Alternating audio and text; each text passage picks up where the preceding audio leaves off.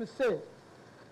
You know, when you are growing, when you've just started the company, you don't know, like you don't know URA, you don't know the forms of taxes to pay, you don't know where UIA is found. So once URSB registers you, let them come down and teach us what we are supposed to do, like Madam Monica has said. You need to grow us. Because growing where we are is not easy to live alongside the giants in steel. So you need to grow us. You need to teach us. Like she said that now, tomorrow, I'm running to her office because she has said she's going to help us to grow us. So we need this to be sensitized to everyone, especially the MDs. Please come down and teach us. Come and sensitize us. Don't come to arrest us, but come to teach us. Thank you. I want to mention names, but some people came to teach us. Go ahead. Some people came to teach us. I want to give an example. Is it allowed? I just said. Of other companies. When they found wrong with measure, they said you should do this, you should do this, you should do this, until we perfected. But they didn't punish us. So we are grateful for the MDs that come down to teach us. I'll give you 1 more minute, because we had about 5. Go ahead. Lastly, mainly it is that. But we are grateful for Madam Irene, for the chairman, for the excellency, for the chairman, for the board, for the CEO, Madam Irene, because now we feel comfortable. Actually, from tomorrow, I'm running to all MDs because now they are ready to grow us. And thank you for bridging the gap, for bringing us to sit with them and share with them and the networking. Thank you so much. Madam Lydia Mwesigwa, Measure Steel. Thank you so much. Thank you so much, Madam Lydia, for representing. I think you've had the passion that Ugandans have. She's talked about competitiveness of SMEs, making sure they can survive and grow. She's talked about making sure they have access to industrial incentives. She's talked about access to affordable financing. And capacity building is core to everyone, and that's an opportunity that she has also mentioned. Thank you so much. We'll move on to Mr. Nasasira Andrew, sitting next to me from Bureau United Agencies. His question is about the fact that the private sector has consistently advocated for locating industries in regions where Uganda has competitive advantage. In the last 5 years, we've got feedback from the private sector saying that, giving us examples of industry processing being in Western Uganda, fisheries, beneficiation going to Karamoja. They're saying where you have competitive advantage, make sure you have industries there that can tap into those raw materials. So your question is, what practical actions should government and the private sector prioritize to unlock full industrial potential of Uganda's different regions and promote more balanced industrial development? Thank you. Thank you, moderator. I'll start by taking us to a past event where His Excellency, the President of South Africa, Cyril Ramaphosa, and Alhaji Dangote participated. In the event, the President seemed to say that the private sector sits on its laurels and does not push the government hard. And Alhaji countered by saying, you can only do it if the government cares about you. So I'm very happy that we have the Presidential CEO Forum that can organize such events. It gives us hope to see that Our Excellency, the President, is actually a patron. So going back to the question focuses on how we can ensure regional competitiveness in Uganda that we so much need to grow our GDP. My first point will be ensuring that we shift from generalized industrial parks to regional hubs with local competitive advantage. this is where the government, in mapping out and allocating of industrial parks, focuses on industrial profiles that regions like the north can focus on agro-processing, Karamoja, mineral beneficiation, so that there is an advantage in terms of the raw materials where the factories can easily put up and benefit from reduced transport lead times. So the role of the private sector here would be to ensure that they go out there and actually take part, construct factories in these regional hubs. My second point that is related to that would be infrastructure development. As government, it is not enough to put aside industrial parks. It is important that we actually develop infrastructure. By infrastructure, I mean reliable power supply. I'm very happy that earlier the minister stated that they are now going to introduce permits that guarantee energy, because we know that when it comes to manufacturing, the main challenge is power supply. Where I come from, we have a challenge of limited power supply, where we get so many interruptions. Currently, we're actually trying to engage government to ensure that we upgrade and have a dedicated feeder to ensure that we can produce to our requirements. So when the infrastructure is developed, it ensures that these private sector players actually go out there and set up in those industrial parks.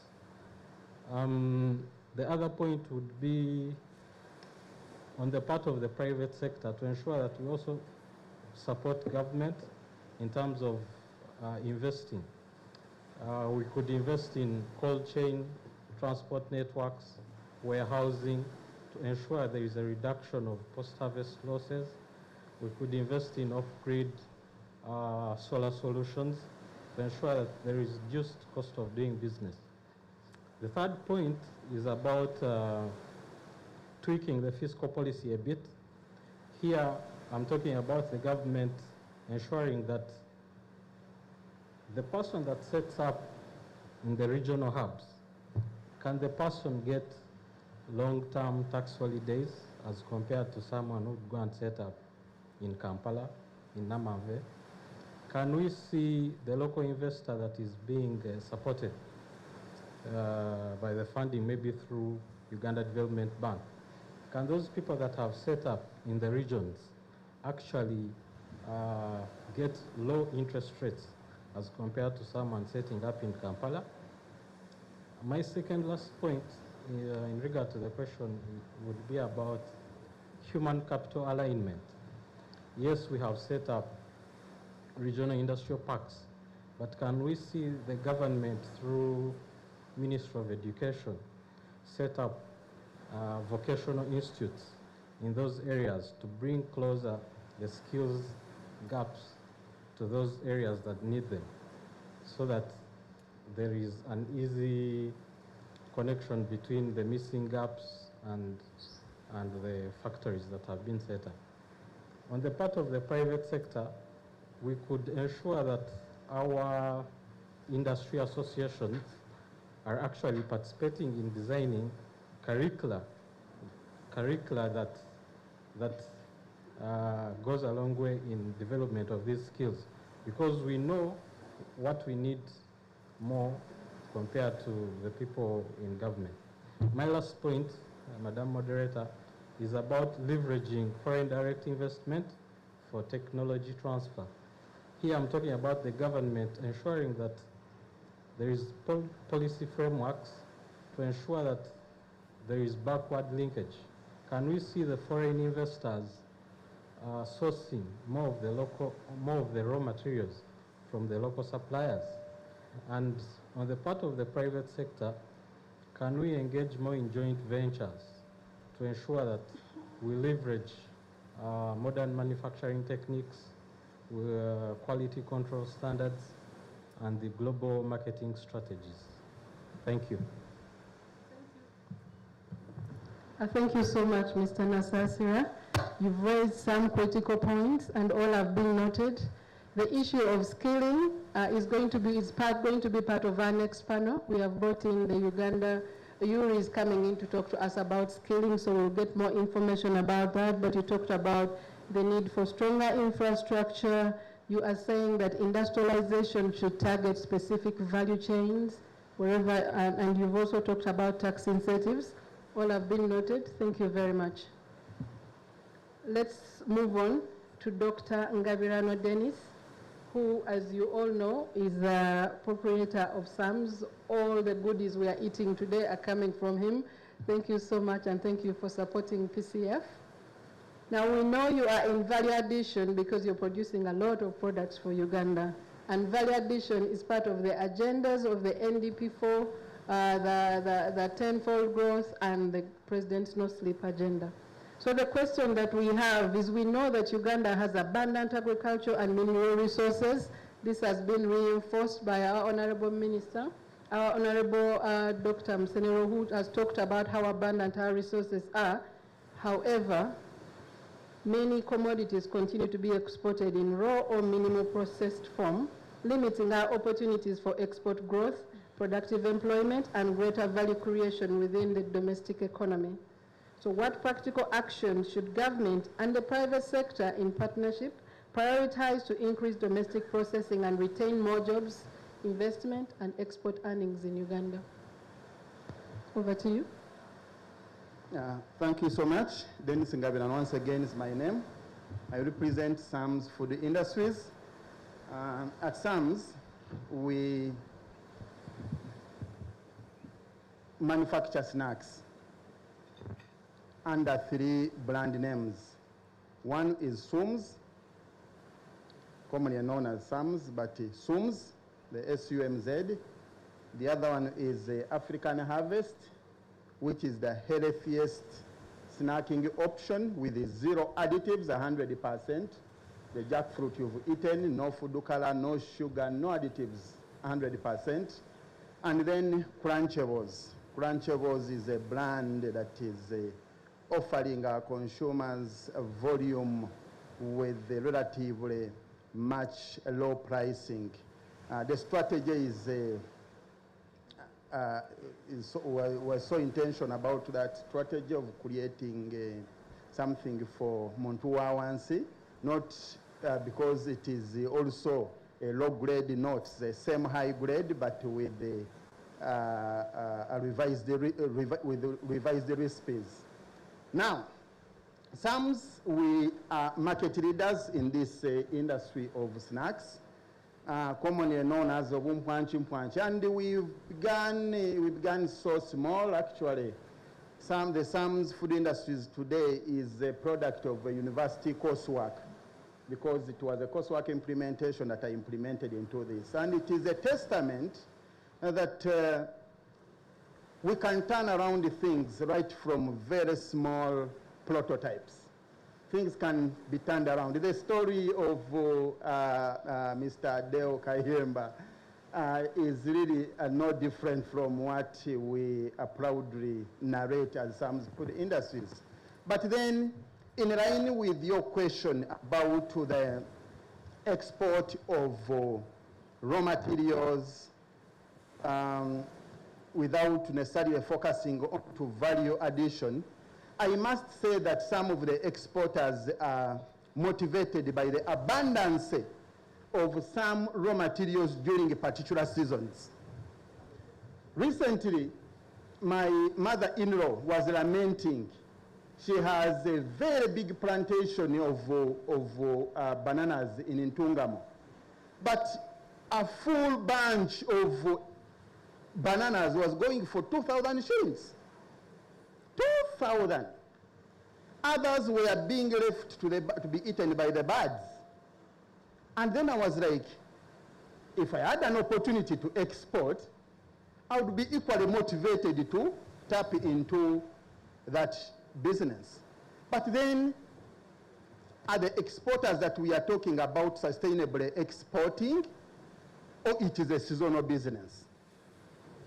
I have developed a philosophy which says there is no amount of factory investment that can replace raw material certainty. It's not there. Even if you build the largest factory on the continent, without necessarily focusing onto the raw material certainty, you are bound to close. We must therefore be intentional when it comes to monitoring the quality of inputs from the farm gate up to the factory gate. Today, at Sam's Food Industries Limited, our consumption for potatoes has gone up. The consumption for gonja has gone up. We are also doing matoke crisps. But then when we look at the quality of inputs and also the supply chain of the same inputs, we are really struggling, I must say. Much as we are focusing on to those that are exporting at hand, we must do a needs assessment to understand the struggles that the current processors are going through. For the last 2 days, we have not processed potato crisps. You are lucky that today we came with some crisps. But if the line has been shut down, Monday we didn't produce, Tuesday we didn't produce. Sorry, Tuesday and Wednesday yesterday we didn't produce. And I'm not sure if we shall produce tomorrow. Why? It's because of the value chain challenges around the same business. Now, we need to look at what we call raw material sustainability in detail. We recently signed a deal to manufacture 500 metric tons of peanut butter for a European-based company. So as we're having conversations and celebrating the likes of Movit having exported to USA, I believe Sam's is going to be the second to export to Europe in a couple of months. Yes, but we have a very huge challenge ahead of us. Believe me, a requirement of 500 metric tons of peanut butter per month is huge business, and that is purely export. But what challenges are presented here, and how are we trying to mitigate? As we speak now, we are thinking of importing peanuts from Malawi and India, because I could not let the deal go as we try to lobby for enhancement or improvements along the different value chain. I had to append my signature. But now the challenge is huge. That volume alone can turn around the regions. It can turn around Western Uganda. It can turn around the Albertine region. It can turn around the Northern region. But shall we sustainably be able to manage? But then what are the mitigations that we are proposing? When you look at the population of Uganda, we are now around 50 million people. It is projected but by 2050, we may be around 100 million. What does that mean? It means the demand for inputs is growing. It means land fragmentation is increasing. Where are we going to get those big chunks of land to support industrial commercialization? Today, the president is very, very passionate about the 4-acre model conversations, the Myoga, and that kind of model is targeting the smallholder farmers. But the smallholder farmers are scattered all over. And the smallholder farmers have the capacity at least to survive within the subsistence economy. But moving forward, we need to be so intentional. How do we collect the 2 bags of gonja from Chanamukaka? How do we collect the 3 bags of groundnuts from Kamenge? How do we collect the 4 bags of maize grain from Mbale or Uganda? How do we make sure that our people at the grassroots are benefiting into this? I am saying, let there be market information. How many people now know that I have that demand for peanuts? Is the government aware? And how is the government supporting this cause? My sister just mentioned about the support systems, that those who come to collect as opposed to supporting. How do we get those customer relations? Let's say URA changes hours almost every 4 months. How do we get them to the table to have conversations with that? As SAMs, yes, from the receiving end, but we also need you to continue to sustainably continue receiving. How do we have those conversations that are creating a win-win platform? I must say it is very important for government to look into these few items. One, smallholder farmers need to be given market information about the opportunities. I am giving evidence here. We've been importing almost 100, we used to import 100% of the Gonja inputs in our country from DRC, in our company from DRC. But 2 months ago, we started running radio adverts, inviting smallholder farmers to supply. And we are saying that whether it is a Sunday, whether it is a Saturday, whether it is very early in the morning, whether it is late evening, bring all that you have. Believe me, things are getting turned around. And we are getting incredible positive response. We didn't know, well, like, there's no Gonja, there's no Gonja. What shall we do? And the time when we had the issues with the Ebola outbreak, 2 months ago, they closed the border for 1 week.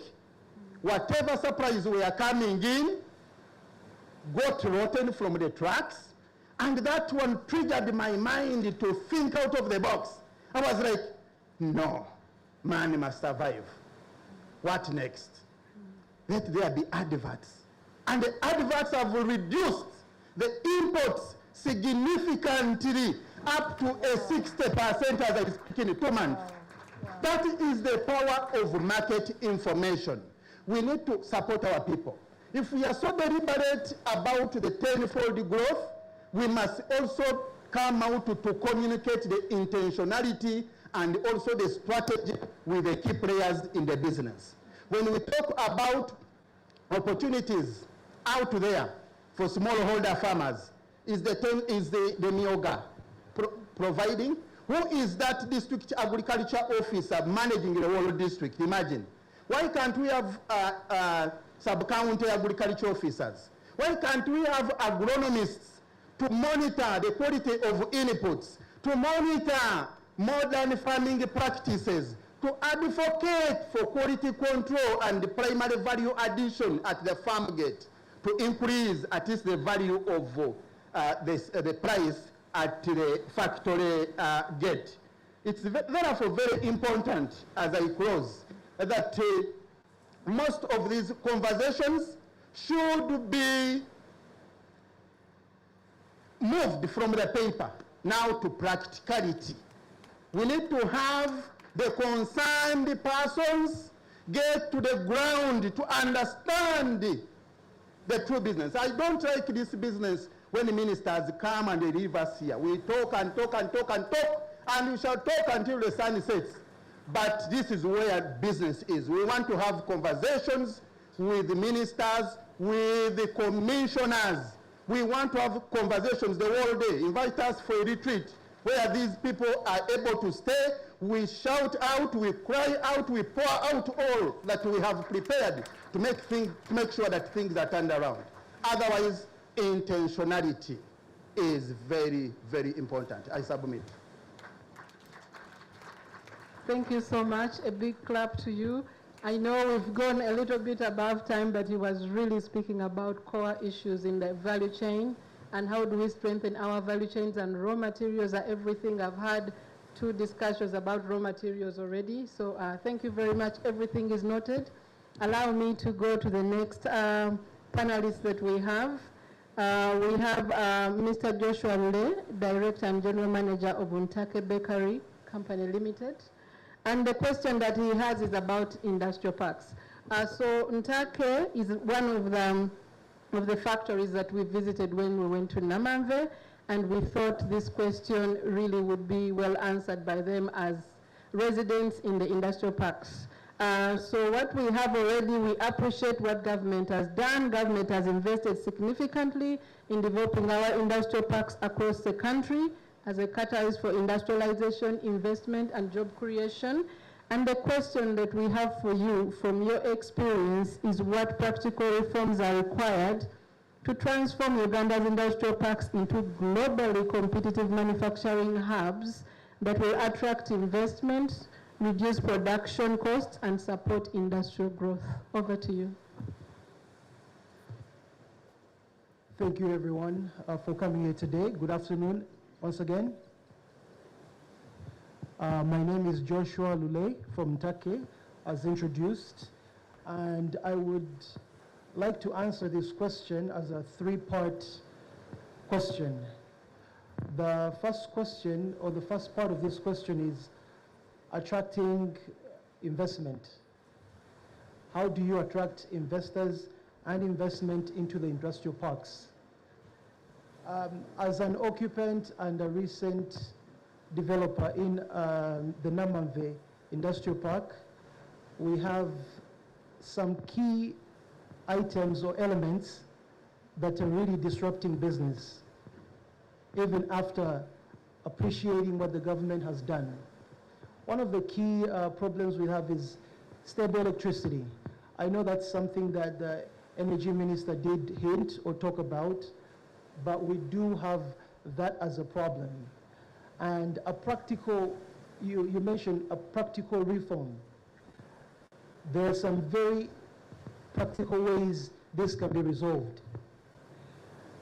As investors, we put our money up because we want to make money.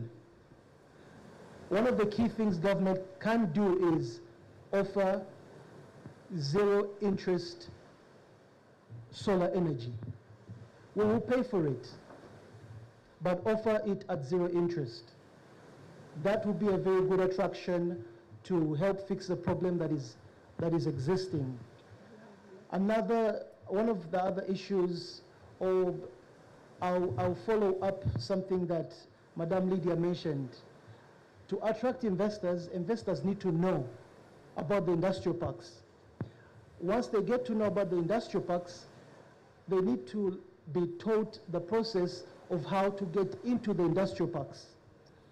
Many of the investors here, because this room is full of investors, many of the investors here might think that industrial parks are only for the big guys. That is what is known.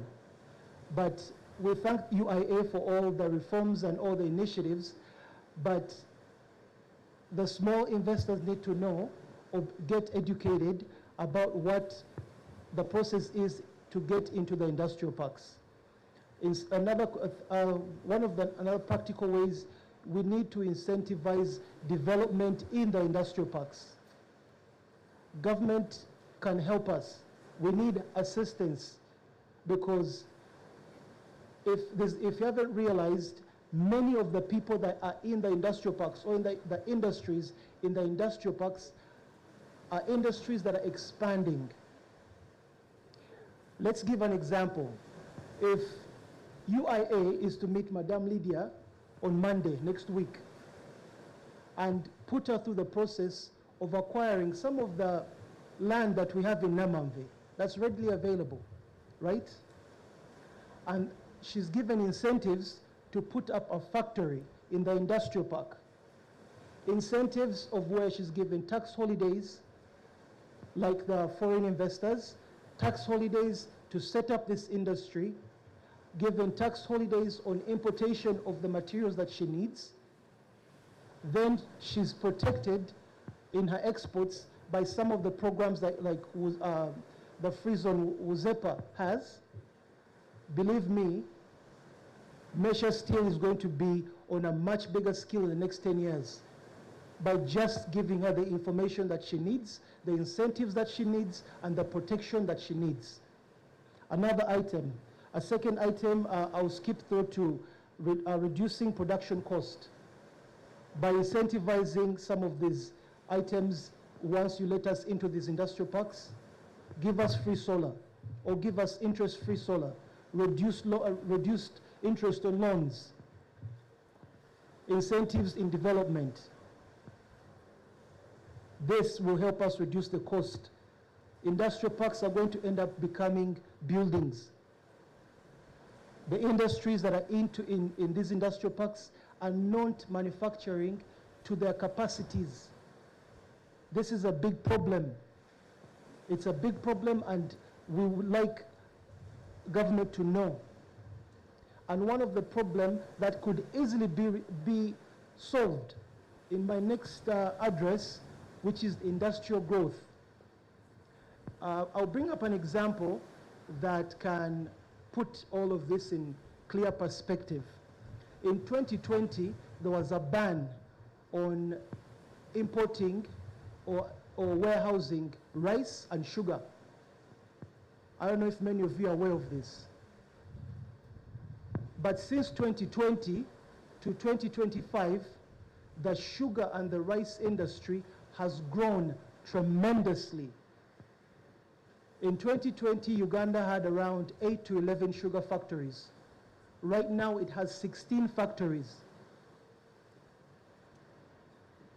Just because of one practical thing that URA did, ban warehousing of sugar. Now, Uganda is one of the leading exporters of sugar to South Sudan, to Congo, and all neighboring countries. What is this? What is this to the sugar factory? This is industrial growth.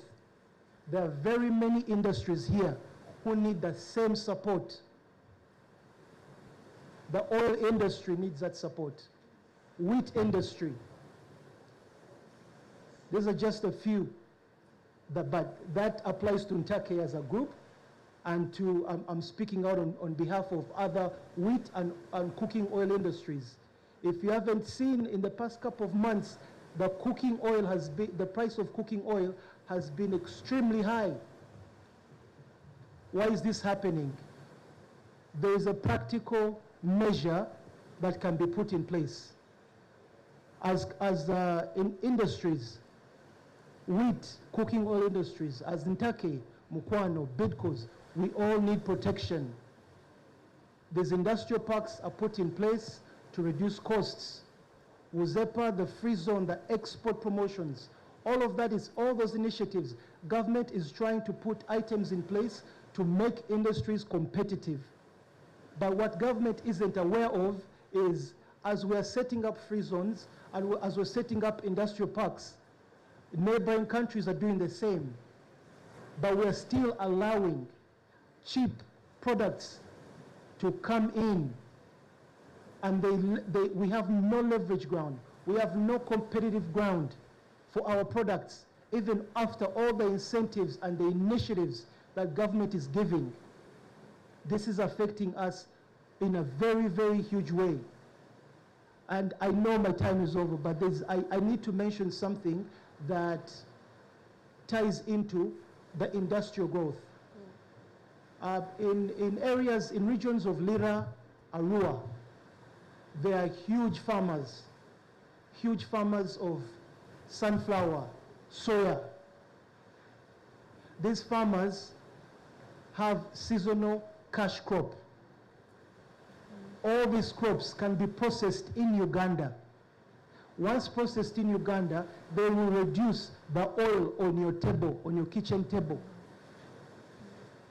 What's happening is, because we don't have tariffs on people exporting these things out, exporters or traders from other countries are coming in, offering the best price, tax-free, exporting our sunflower, our soya and taking it out, yet we have the machines in Uganda to add value. We need to protect our raw material. As Mr. Nkabere said, we need to protect our raw material. If we protect our raw material, we will reduce the cost. We will be competitive. We are going to grow. All the initiatives being put in place can work, and they are working, but they are not being protected. Thank you very much. And if there is anyone that feels this matter concerns to them and their department or their ministry, I would like us to have a talk. Thank you very much. Thank you so much, Mr. Lule. There's a very important point here. We do have a lot of incentives in Uganda, but we need to protect them. We appreciate your feedback, all of you. All your points are very well noted. It has been interesting. When I started this conversation, I told you that you're all industrialists, and listen to what they are asking. You, the everyday people, we need to support our industrialists, so we are part of the value chain. And I hope it makes sense now when I was telling you that we are all part of this conversation. Don't think you came here as a small business and this is not part of you. Thanks, everyone. I think we are let's first invite two panel discussants. The reason why we need this, number one, I'm a financer, and I'll tell you about Islamic financing. There's a huge opportunity of Islamic financing. I know some development banks actually have funds that are 29% absorbed in Islamic financing because we don't know how to get funds in Islamic financing. So we are calling in, we'll give him 5 minutes, Mr. Abdulrazak Geldon from Salamba. He will get on the podium and tell us about Islamic financing, what are the requirements, and how do we access this financing. Thank you very much.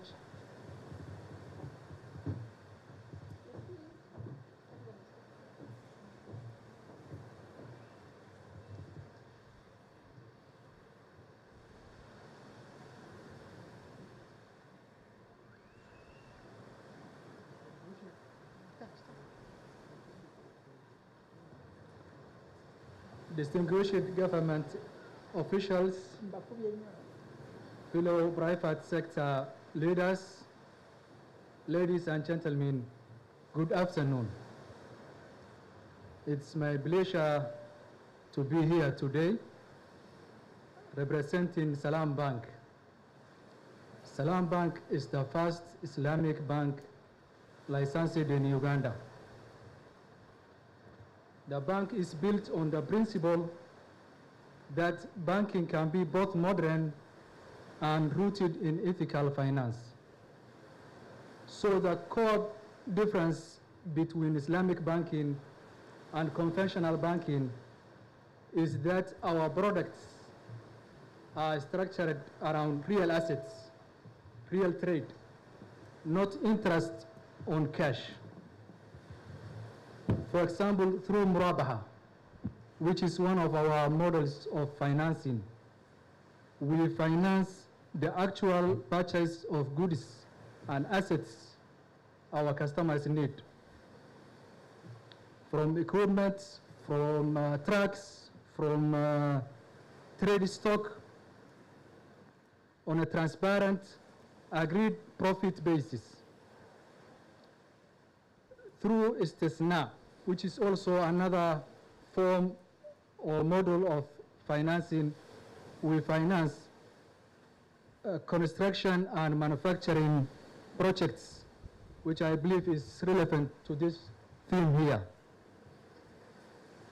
Through Musharaka and Mudaraba, we partner with customers and share profits and risks with customers. So this means every shilling we finance is connected to something real. A business bringing in stock, a contractor building a facility, an asset changing hands.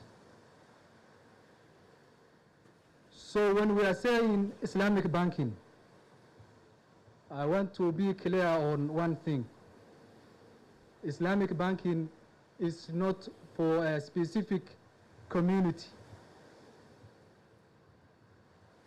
Islamic banking describes how we structure our products, but anyone of any faith or background can bank with us. And our commitment is that we serve every Ugandan and every Ugandan business looking for a fair, transparent, and asset-backed way to grow their businesses. So currently our head office is in Rwenzori Courts in Kampala. We have 5 branches in Uganda, and soon we are opening more.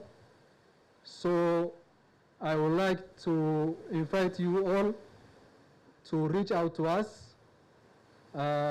We will share our addresses and contacts with the organizing team. That's just a brief introduction of the bank, and that we are open for everyone and for anyone regardless of their religious or ethnic background. So finally, I want to thank the Presidential CEO Forum team for bringing us together and bridging this gap between the different stakeholders to grow Uganda tenfold. Thank you very much. Thank you very much, Mr. Abdulrazak. You've had it for yourself. You can all qualify. Please get in touch. We are all struggling to access financing in one way or another, and there's an opportunity that can support industrialization if you just get more awareness. So I hope you get in touch with him and you learn more about that investment opportunity. The last one that we have is a discussant from the EU-Uganda Sustainable Business Hub. That is Mr. Bernhard, and is coming in to talk about us. We already know we do have a huge please come. We have a target where we want to increase our exports from 10.6%. We are going to 13.5 by 2030. And we have opportunities to export into the EU.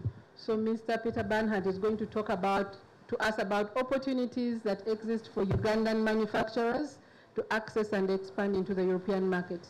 And how can Uganda strengthen linkages of investment from the EU to Uganda? Over to you. Thank you, Chair. Just one quick correction. I had been running the EU program this year, but now I stepped out. So I'm not anymore the team leader of the EU-funded program, but I created my own company, which is called Nexelion Investment and Deal Advisory. Now, I have been on this planet since quite a while. And I don't have any more time to wait until 2040, excuse me. We have to reach the objectives much earlier. And if you agree on this, we should start from now, today. Because in 5 years, or maybe probably 70 or something more. So let's start together today. Who wants to export to the European Union? I want to see the hands. Perfect. Thank you. Now let me run you quickly through some very practical presentation of today. Working between Africa and Europe has taught me something about European buyers. Give them an excellent Ugandan product, and before they taste it, there is a good chance they will start investigating it. Where is the specification? Where is the laboratory report? Can I trace every ingredient? Is the packaging compliant? Who carries responsibility in Europe? And if the buyer happens to be a German, somehow will form a missing, say, where are all these other documents? Can you imagine? So, we speak a lot about giving Ugandan manufacturers access to the European market. I would like to challenge the language. Ugandan does not primarily have a door to Europe problem. The door is open. LDC, everything but arms. The door is open to the European Union. You just have to come. The challenge is getting Ugandan products through that door into the market and onto the purchase order. Because market access without customers is not yet market success. An Ugandan manufacturer may have an excellent product, good quality, competitive costs, local value addition. The European buyer may even love it. And then comes what I call the European reality check. Is it compliant? Is it traceable? Has it been properly tested? Does the packaging work? What is the shelf life? What is the landed price? And so on and so on. And suddenly the European buyer doesn't see just a good product. He sees work. And that leads to the first principle behind our approach at Nixelion Investment. The buyers don't buy more work. They buy solutions. So I believe we need to move beyond conventional export promotion. No other seminar, no other catalog, not another trade mission where everybody exchanges business cards, takes photographs, and on Monday morning nothing has changed.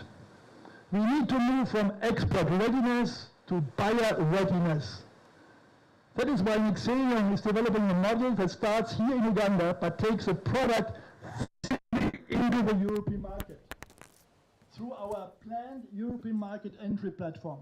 We have a company here in Uganda, we will have a company in Germany for the 27 member states, and we will test, adapt, pack, custard, validate, and present the actual European consumers distribution to buyers. So if we have a product like Psalm, we can take it.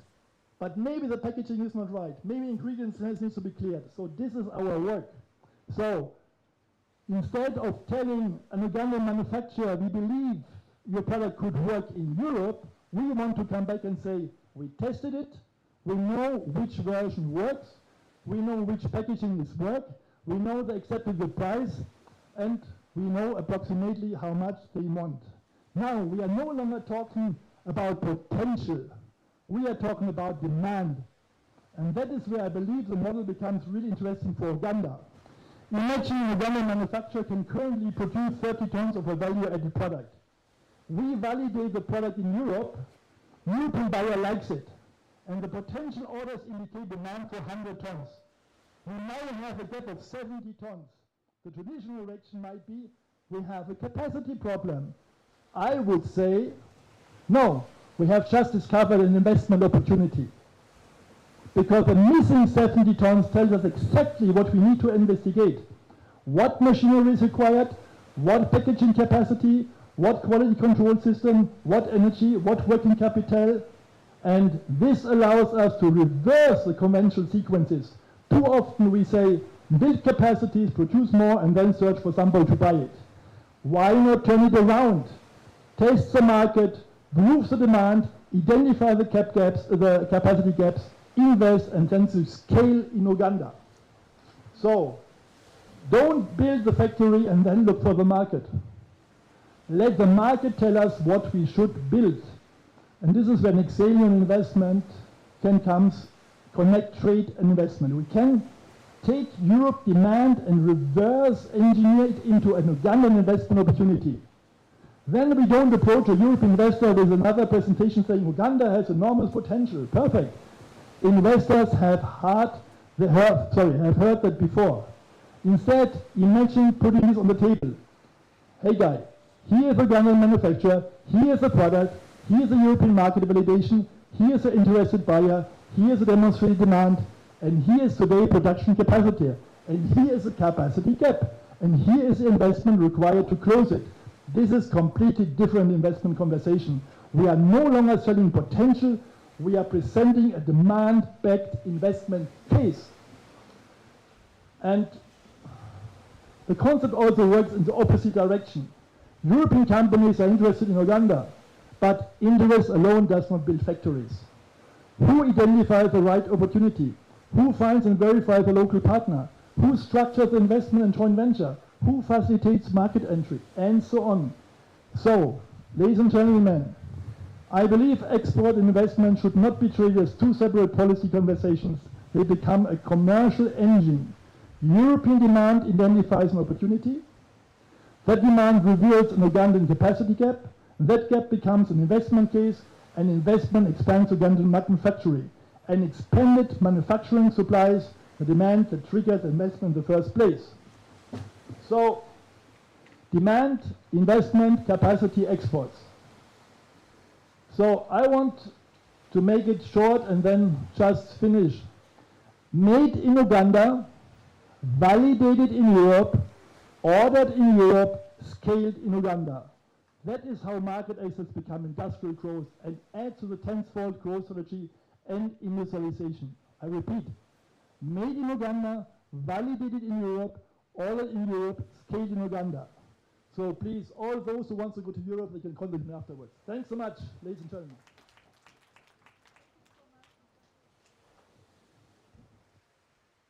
Thank you so much, Mr. Peter Bernhard. I would like to thank everyone again. I hope this was as insightful as it was to me. I am handing over to the MC. Thank you. Oh, and special thanks to my panelists. I am a geek, so I enjoyed listening to you very, very much. Thank you. No, thanks a lot. Before you leave, we're going to have a group photo. The panelists with the moderator.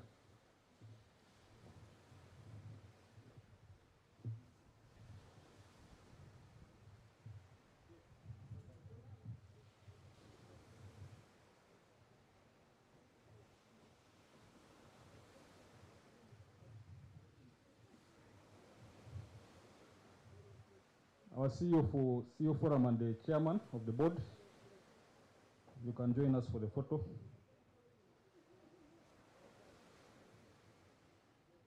Okay, as they take the photo, I'll just make one or two comments and then invite the next panel. I think Dr. Vero has captured the feedback, and our key stakeholders who are responsible for the issues that were raised have taken note. Obviously, from an economic perspective, I think some of the panel were requesting for tariff and non-tariff barriers, but that's a double-edged sword, especially as you want to grow an economy 10x. Because normally what happens when you set barriers, there's retaliation from the markets you're targeting. And eventually it's a lose-lose. So, yes, over a 5-year period, we have had sugar factories grow from 11 to 16, but probably if you take that trend, then Kenya will turn on you, Rwanda will turn on you, and eventually the economy will collapse. So I think we need to become very competitive, support our factories and industries to become strong, but at the same time have an opportunity to play in other markets. That is eventually how you win. Because there's no sustainable competitive advantage that comes from tariffs and barriers. Winning, you must be the best. And I think our companies have shown they have the capacity to be the best. At this point, I would like to welcome a director, a leading academic, a senior professional, and someone serving the nation in other capacities. Our director, Brenda. She's going to moderate the next panel. This panel has these organizations that provide service to the economy across different sectors, including UDC, UDB, UIA, Uganda Manufacturers Association, and these bodies that provide synergy, supervision, but also support across different platforms. So our chair of the panel is going to facilitate a conversation that's going to have two areas. The first thing we want them to tackle as a panel is answer the questions that were raised by the entrepreneurs. But then secondly, give us the confidence as the attendees of this conference that there is synergy, there is clarity at government level across functions, and there is alignment as they execute their different deliverables. So UIA speaking the same language as UDC, and UDB, the money we're giving them every year, is being utilized optimally. And I can access a place to operate from, and they're all speaking the same language. So Dr. Brenda is going to help us get to the bottom of that in case it is an issue. So at this point, I hand over to our moderator for the next session. It should take about 20-25 minutes. So please, Dr. Brenda, you can invite your people.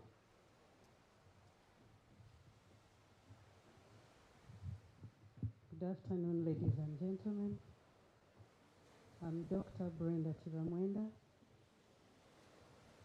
Transport, Logistics, and Supply Chain. I'm honored to moderate this program this afternoon. and I kindly allow me to invite my panelists. I'd like to invite Mr. Robert Mukiza. Just a quick comment. We shall shortly be joined by our guest of honor, the Deputy Speaker. So please, let's keep around in case anybody was planning to leave. Thank you. Mr. Robert Mukiza from Uganda Investment Authority, or a representative.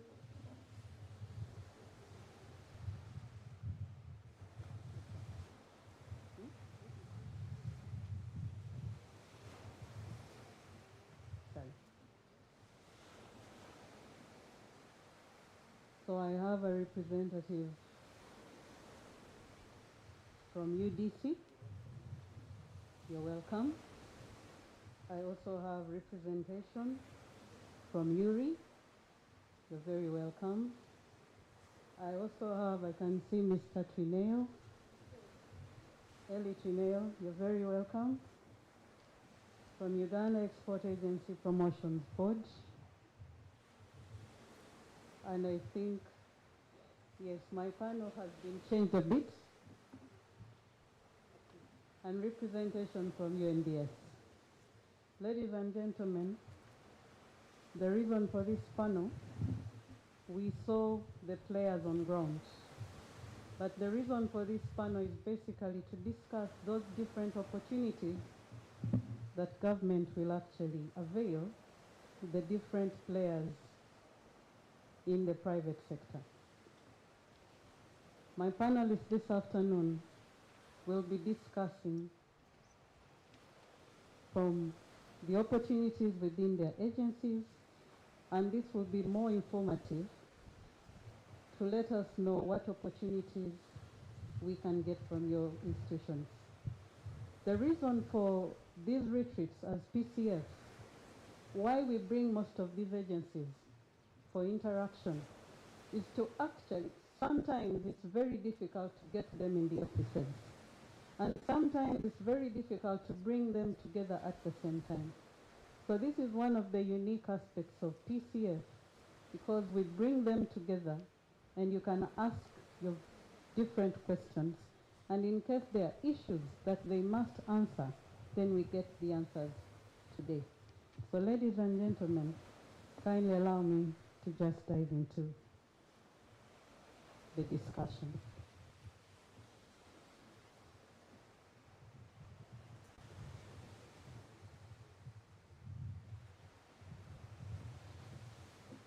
I also have a representation from the Uganda National Oil Company. You're very welcome, sir. So I want to start with URI. One of the aspects, the key aspects, and one of the biggest problems we are facing today is a mismatch between the skills of the products that we are getting in at different institutions and the necessary skills needed in the field. So from URI, what practical actions should government and the industry and the training institutions prioritize to better align education and skills development with Uganda's industrialization agenda? How best can you prepare our graduates so that back in the field they are able to deliver and do a good job? Over to you. Thank you. Thank you, and thank you for the invitation. I'm happy to be part of this dialogue. My name is Janita Orishaba. I'm the Director for Industrial Production Systems at Uganda Industrial Research Institute, fondly referred to as URI. And we turn your ideas into industrial products. So the entire chain from ideation through to commercialization and everything in between, product testing, prototyping, technology development, value chain analysis, everything in between. So from when you have an idea that is technology based to when we have an industrial product. On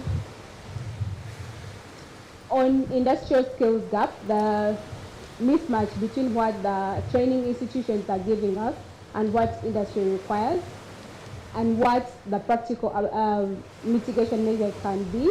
Number one is government can fully operationalize, and that can culminate in full and optimal utilization of the establishments that it has put in place to bridge this gap.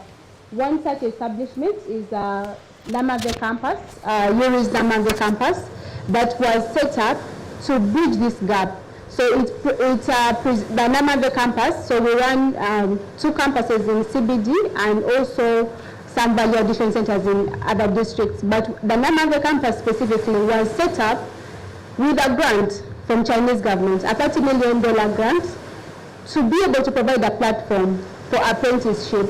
But when these engineers and technicians come from the universities, a lot of what they study is theory-based, and they are not ready for industry. So the Namave campus is supposed to provide a platform for apprenticeship for industry, so that the engineers, the technicians, the welders, and all these other related fields can have a platform where they can actually practice, because that center serves a dual purpose, the apprenticeship but also production, so that then these technicians and engineers can practice with real life situations and practice using actual scenarios that would happen in industry.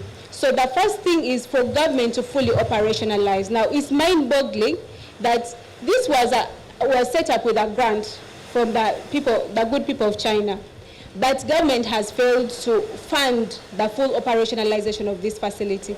And the same government is saying this one facility is not enough, we need to set up more. But you're setting up more before you fully operationalize the one that you have. So we have now 4 of such. So there is the ED next door, there's one in Revitete, and then the one at Churi. So let us first fully operationalize and optimally utilize the ones that are already existing, and then they can serve as pathfinders for us to set up similar ones in other areas. So that is very important, that we must fully operationalize the ones that are already existing, because many times we're actually castigated that this is a white elephant, it's not doing what it's supposed to do. But the more apprentices I take on, the more I inflate my wage bill. If I take on more apprentices, they're using more electricity, more water, more everything. So I need more trainers, that's the bigger wage bill. So we can only work within the constraints of the budget that we have. For us, for government to then fully commit to operationalize it, and then we can roll out more after this acts as the pathfinder. The second measure that we can have to bridge this skills mismatch is for us to have industry representation on the curriculum review of training institutions, because the review has to be led by industry. And also for industry to clearly define their needs, because currently we are defining for them. We are saying, okay, there is steel and tube is growing, there is roofing, there is this, so they're going to need welders, they're going to need, so we are thinking for them and saying, okay, we're going to need to train welders, we're going to train this skill set. But industry needs to come out and clearly define, because we are saying generically that there is a skills gap, but what are those skills? So that even when students are choosing their specialties or areas of interest, they can be guided. So these need to be clearly defined by industry. What are those skills? And we need to stop speaking in general terms, actually specify what those skills are. And then we need to invest in retooling the trainers, because at the university, lecturers for engineering subjects and these other subjects, they went through a different system, and probably the lecturer who's training your students did not have any practical experience. So how do you expect them to teach what they themselves do not know? So we need to invest in retooling the trainers, more like training of trainers, so then they are equipped to then pass the knowledge to the students, and then we can check out a crop of graduates whose skills match what the industry requires. And of course, for the training institutions, we need to assessment from emphasizing the theoretical excellence towards the practical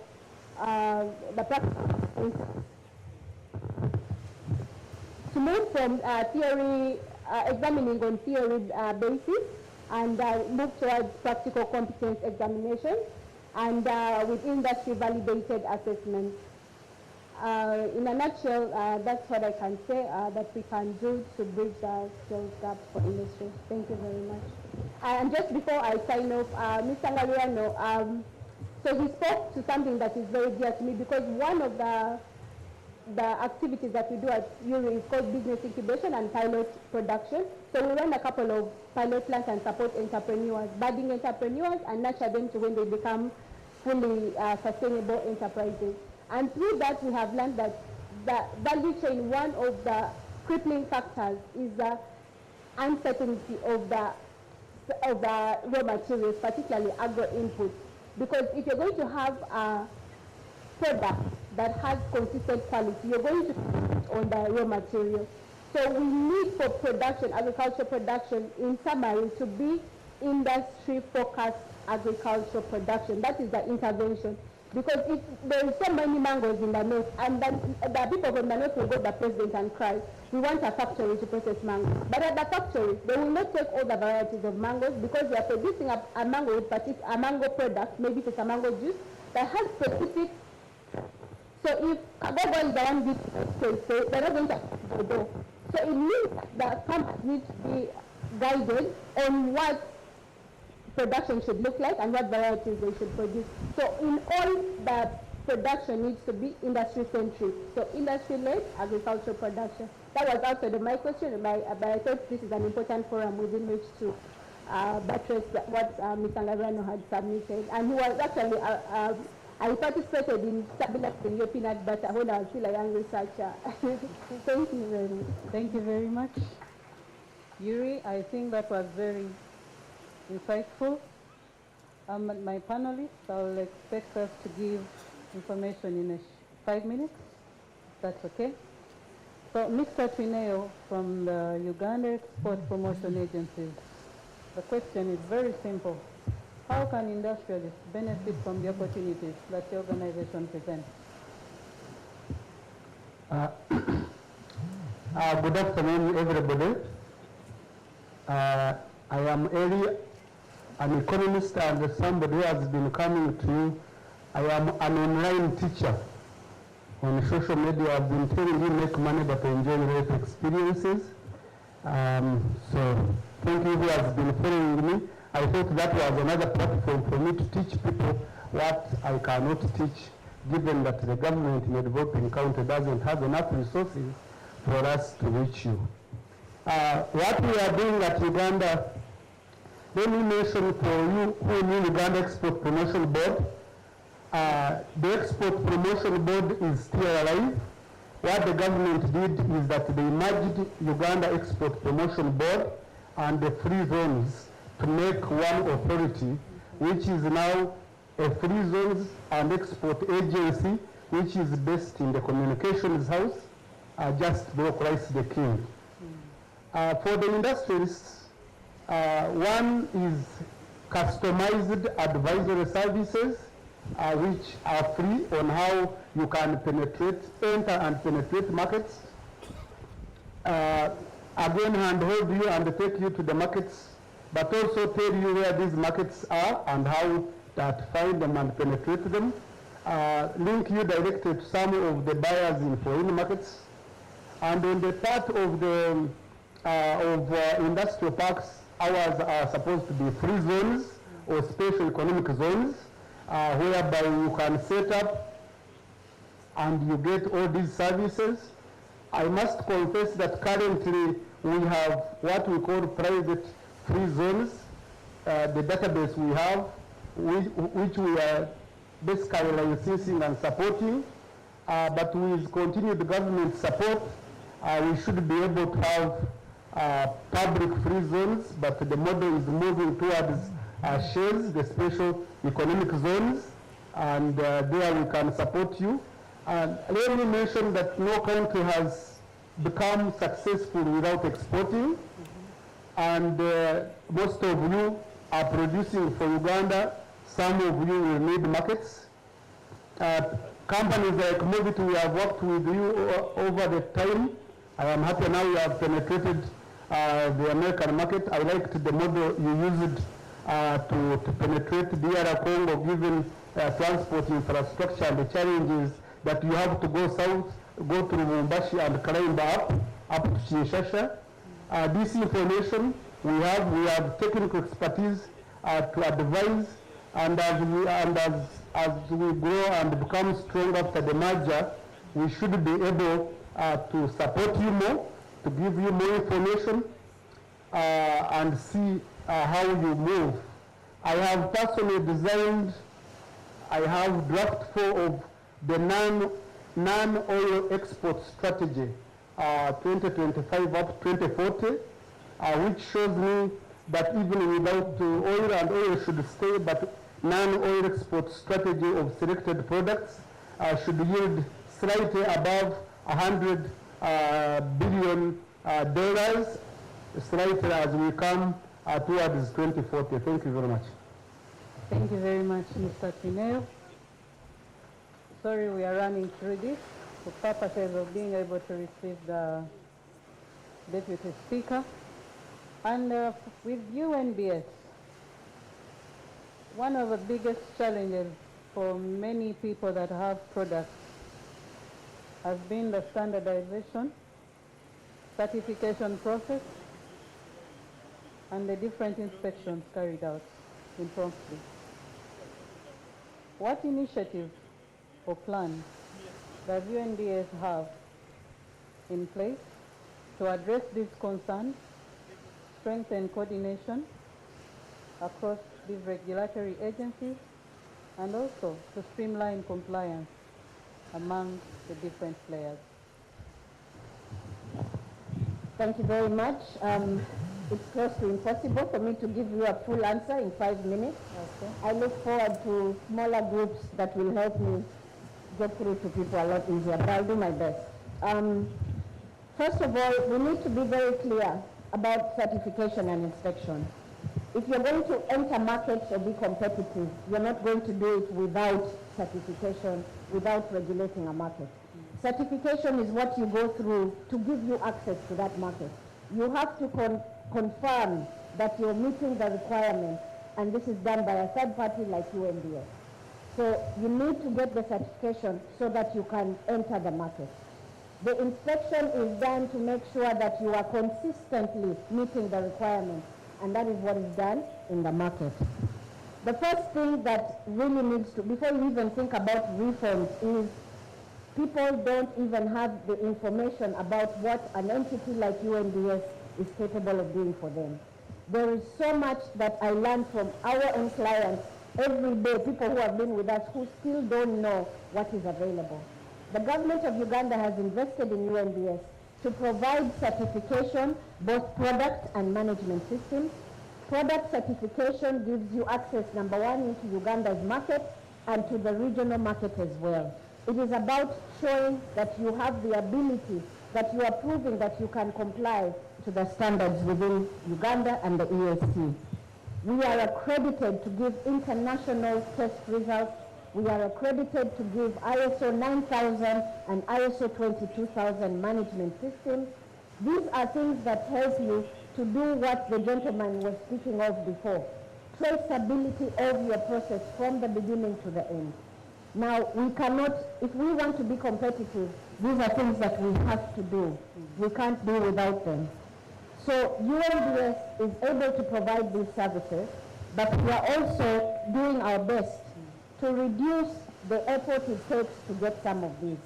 The risk management that we are including, to reduce the number of parameters that we are testing. We have a lot of data that can show us what we need to test and what we don't need to test over time. We are collaborating with private sector and public sector. We have recognized laboratories within the country so that you don't have to come to UNBS only. If you're able to open a lab within a certain sector, then we are free to recognize you provided you are meeting the requirements that we give forward. So what are we saying here? The gentleman, I can't get away from what he said. Made in Uganda, validated in Europe. No, validated in Uganda. You don't let products leave Uganda when you don't know whether they meet the requirements or not. And Uganda has invested in entities like UNBS to make sure that that is validated. so that they verify in Europe, order from Europe, and the scale up within Uganda. That verification will reduce when they get used to the validation that is done within Uganda. International recognition means when I test in Uganda, they accept it in Europe, because we are all under the same process of accreditation. So I just want to say that yes, we have a lot of services. We want people, let's be sensitive about what's available. Government is obliged to give information, but you're also obliged to look for it. Knowledge is power. Nobody should deceive you about what is available, what is legal, what is not.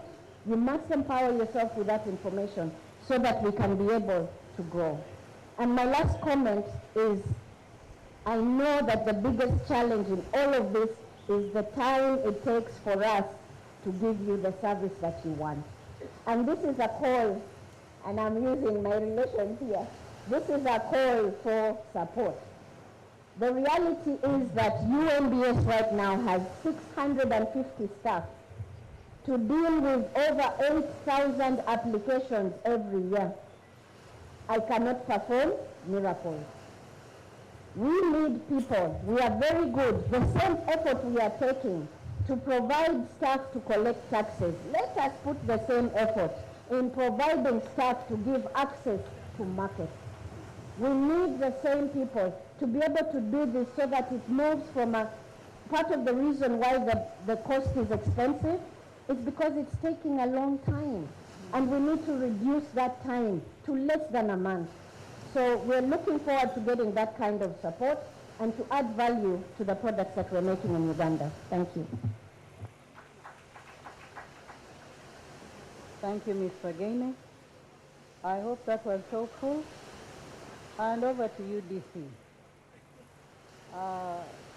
It is believed you have a lot of money with you.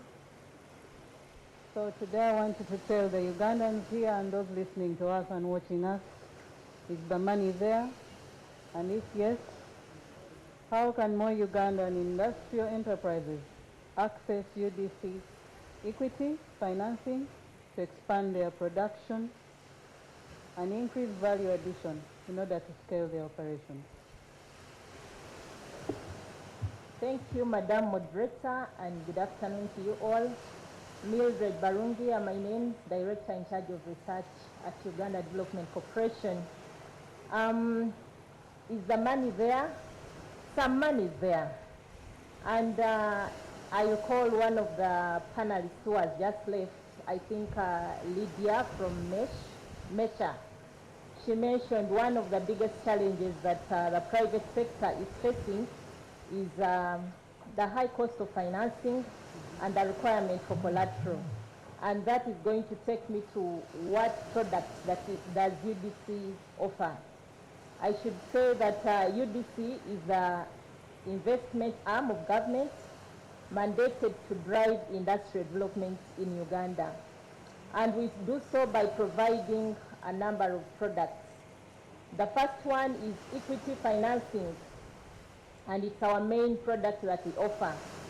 And in this, I mean UDC, on behalf of government, buys shares in a private company by way of making funds available for this private company to run its operations. But the intention of UDC is not to take over the ownership, full ownership of the company. And so UDC prefers to be the minority shareholder in any company where it chooses to support.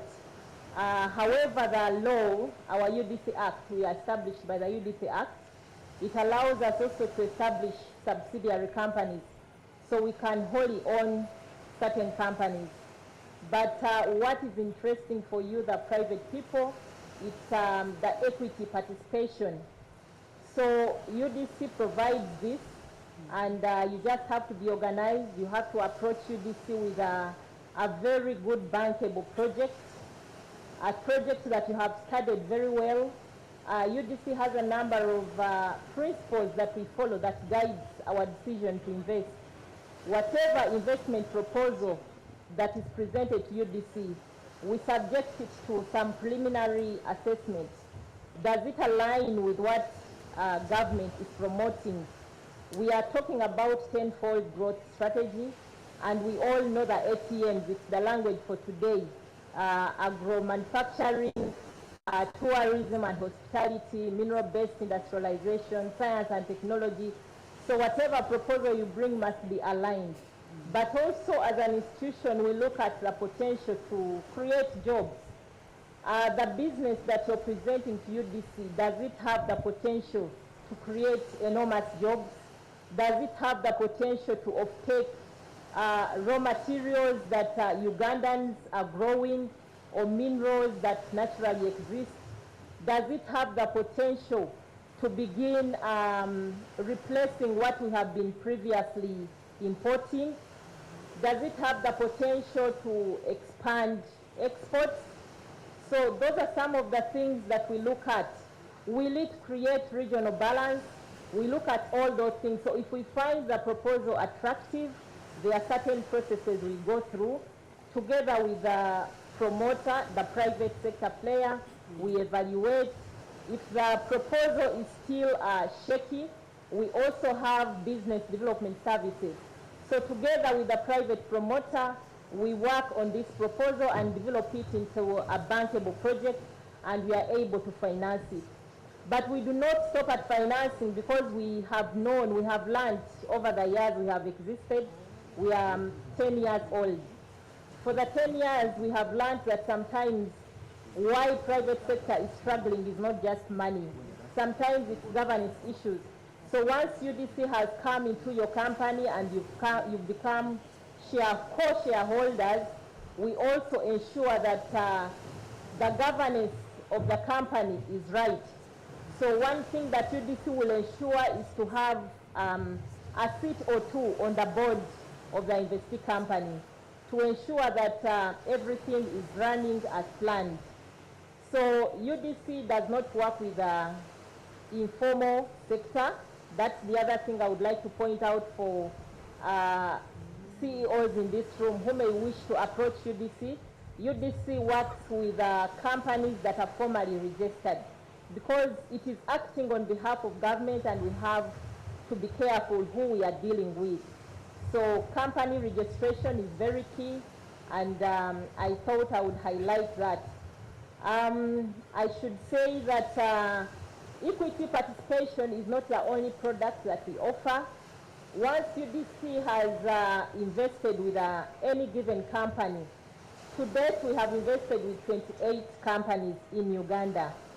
Once UDC has invested with you, and somewhere along the way you develop a need for extra financing, for example, you need to put up another extra line for manufacturing whatever product, you need to expand, you need additional working capital, UDC can offer debt. But the debt that UDC offers is not as expensive as the kind of debt that you're going to get from commercial banks. It's on more friendly terms and a much longer tenure. UDC can give you up to 10 years and a grace period of 2 years, and the interest rate that is much below the market rate. And I thought I would highlight that for the CEOs in here, but also for Lydia Mwesigwa, who highlighted the issue of the high cost of financing. I think she also mentioned collateral. Sometimes the CEOs do not have enough collateral. Now, the beauty with UDC, we do not ask for collateral. The security we have, because we are co-owners with you in the company, in the event that you fail to pay, we give an option of converting the loan into more shares for UDC. But it takes away the requirement for you to have collateral at hand. So it makes it easy. It's coming in to complement what commercial banks and development banks like UDB are not doing. So that's what makes UDC unique. The other products, I don't know, Madam Moderator, if I still have a minute? Maybe one. 1 minute. Is finance lease. And in finance lease, UDC understands sometimes people in the manufacturing sector require very expensive machinery and equipment to set up. So UDC can procure and install this machinery on your behalf, and immediately you begin to manufacture, and you agree on a payment schedule. So it allows you to come into production much quickly than you would have if you did not have any support. We have done so for some tea companies where UDC has procured and installed the tea processing lines, and they are up and running, and they are paying periodically in a way that is more comfortable and friendly. Madam, I submit. There's so much we can share, but time is limited. Thank you. Thank you very much. Your prayers might be answered soon with the limited timing. We hope and pray. So now to Dr. Nkambo from UNOC. The song of oil and Uganda's oil has been sounding so loudly. Dr. Nkambo, we would like to know how far with that oil, and how is UNOC supporting Uganda's industrialization agenda? Thank you very much, moderator, and all protocol observed. I'm Michael Nkamo Mugerwa. I'm a chemical engineer, and I'm responsible for the Uganda refinery project development and the Kabalega Industrial Park development. UNOC's contribution, I think we should start with where's the energy. Our focus is access to affordable and reliable energy, and we're working to deliver national energy security across the petroleum value chain. We're still building an integrated national oil company, from upstream participation through the midstream infrastructure such as ECOP, but also our refinery, which is currently in engineering, through to downstream petroleum supply. As you're aware, we currently import 100% of Uganda's petroleum products, and those petroleum products are sold to the market at the same price to every OMC.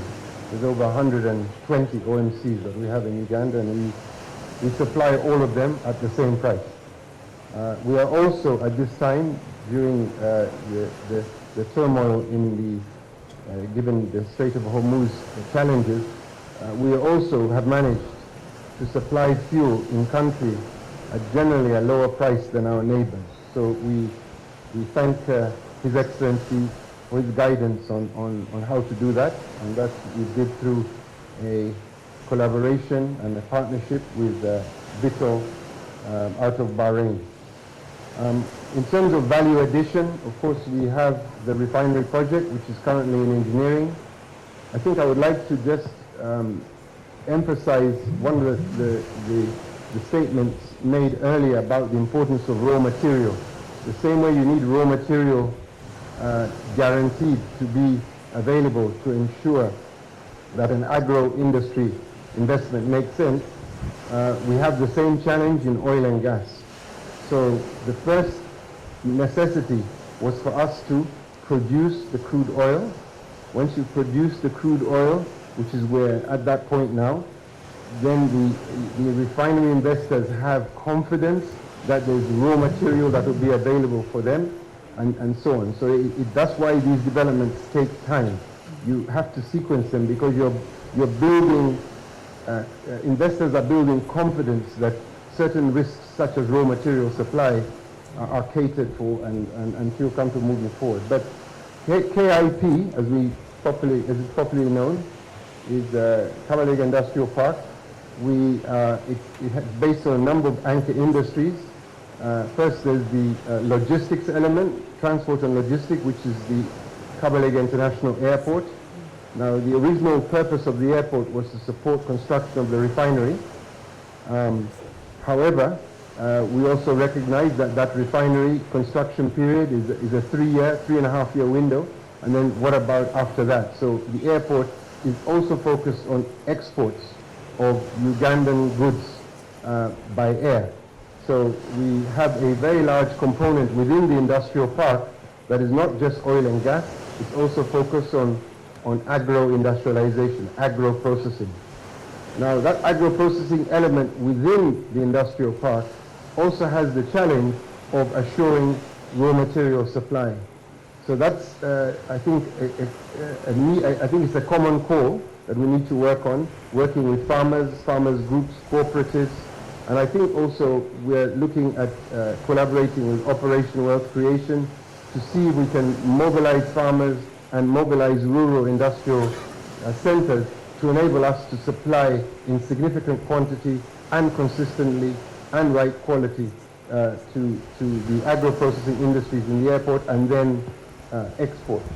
So essentially we're creating a manufacturing ecosystem. There'll be fuel, there's LPG, there's petrochemicals, there'll be fertilizers at some point in the future. Like I said, everything moves on the basis of security of raw materials for each of those industries. The other area that I think we should emphasize is that we're very focused on building human capital, innovation partnerships, because that's needed for our tenfold economy growth. So UNOP is investing heavily in technical skilling, leadership, technology transfer, and as well as knowledge partnerships around petroleum and industrial value chains.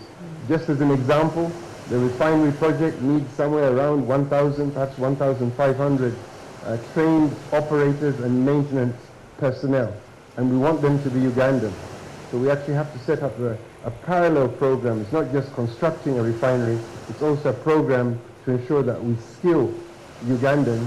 When I say skill, it means they have to be exposed. So we have to move people like this around for exposure opportunities in refineries around the world, so that when they come to Uganda, we're starting up in 2030, they will be ready to run these very, very sophisticated assets that, if not properly run, can lead to pretty negative consequences, catastrophic consequences. So skilling is very important, and we're focused on that. I think the last thing I'd like to emphasize is we're very focused on local content.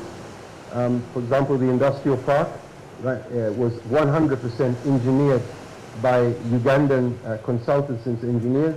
We have a 96-kilometer roadwork that's currently being opened up by NEC that was designed and engineered 100% in Uganda, that road network. We have a medium voltage and low voltage network designed in Uganda, and that is also part of the implementation program over the next 2 years to put in some initial infrastructure to support agro and to support as well the construction of the refinery and then eventual development to other industries. So we're working closely with, it's not about just contract participation, we're also focusing on supplier development. So we hold a lot of supplier development workshops with the intent of skilling Ugandans. So in summary, we are very, very focused on the ATMs, implementing the ATMs, and we're looking at value addition, we're looking at technology development, skills development, and we want to connect oil and gas investments to competitive production, efficient movement of goods, and strong domestic supply chains, as well as, of course, productive employment. So those are kind of, in 5 minutes, the kind of efforts that we're taking at UNOP to deliver on the tenfold growth economy objective. Thank you, Madam Moderator. Thank you very much. I have just been duly informed that some of your prayers could have been answered. You've been given some more time. So kindly allow me, let's utilize this time. Madam Patricia Zagaine, back to you. What are the advantages? Could you tell the fellow Ugandans what advantages they could have in complying with your institution? Doing what they have to do, what are the advantages they could get? Thank you very much. The advantages of complying is, number one, access to the market. Once you have access to the market, because every market has its requirements. Uganda's requirements are the Uganda standard. The national standard is the lowest standard. People in this room should be aiming for much higher than that. So the lowest standard is your entry point. And right now, what is a Uganda standard is actually a harmonized East African standard. Within the EAC, we have a mutual recognition if you have the certification mark from the Bureau of Standards of that partner state, your product enters without inspection. So if you have the Q mark in Uganda, you enter Kenya, you enter Rwanda without them having to inspect you again.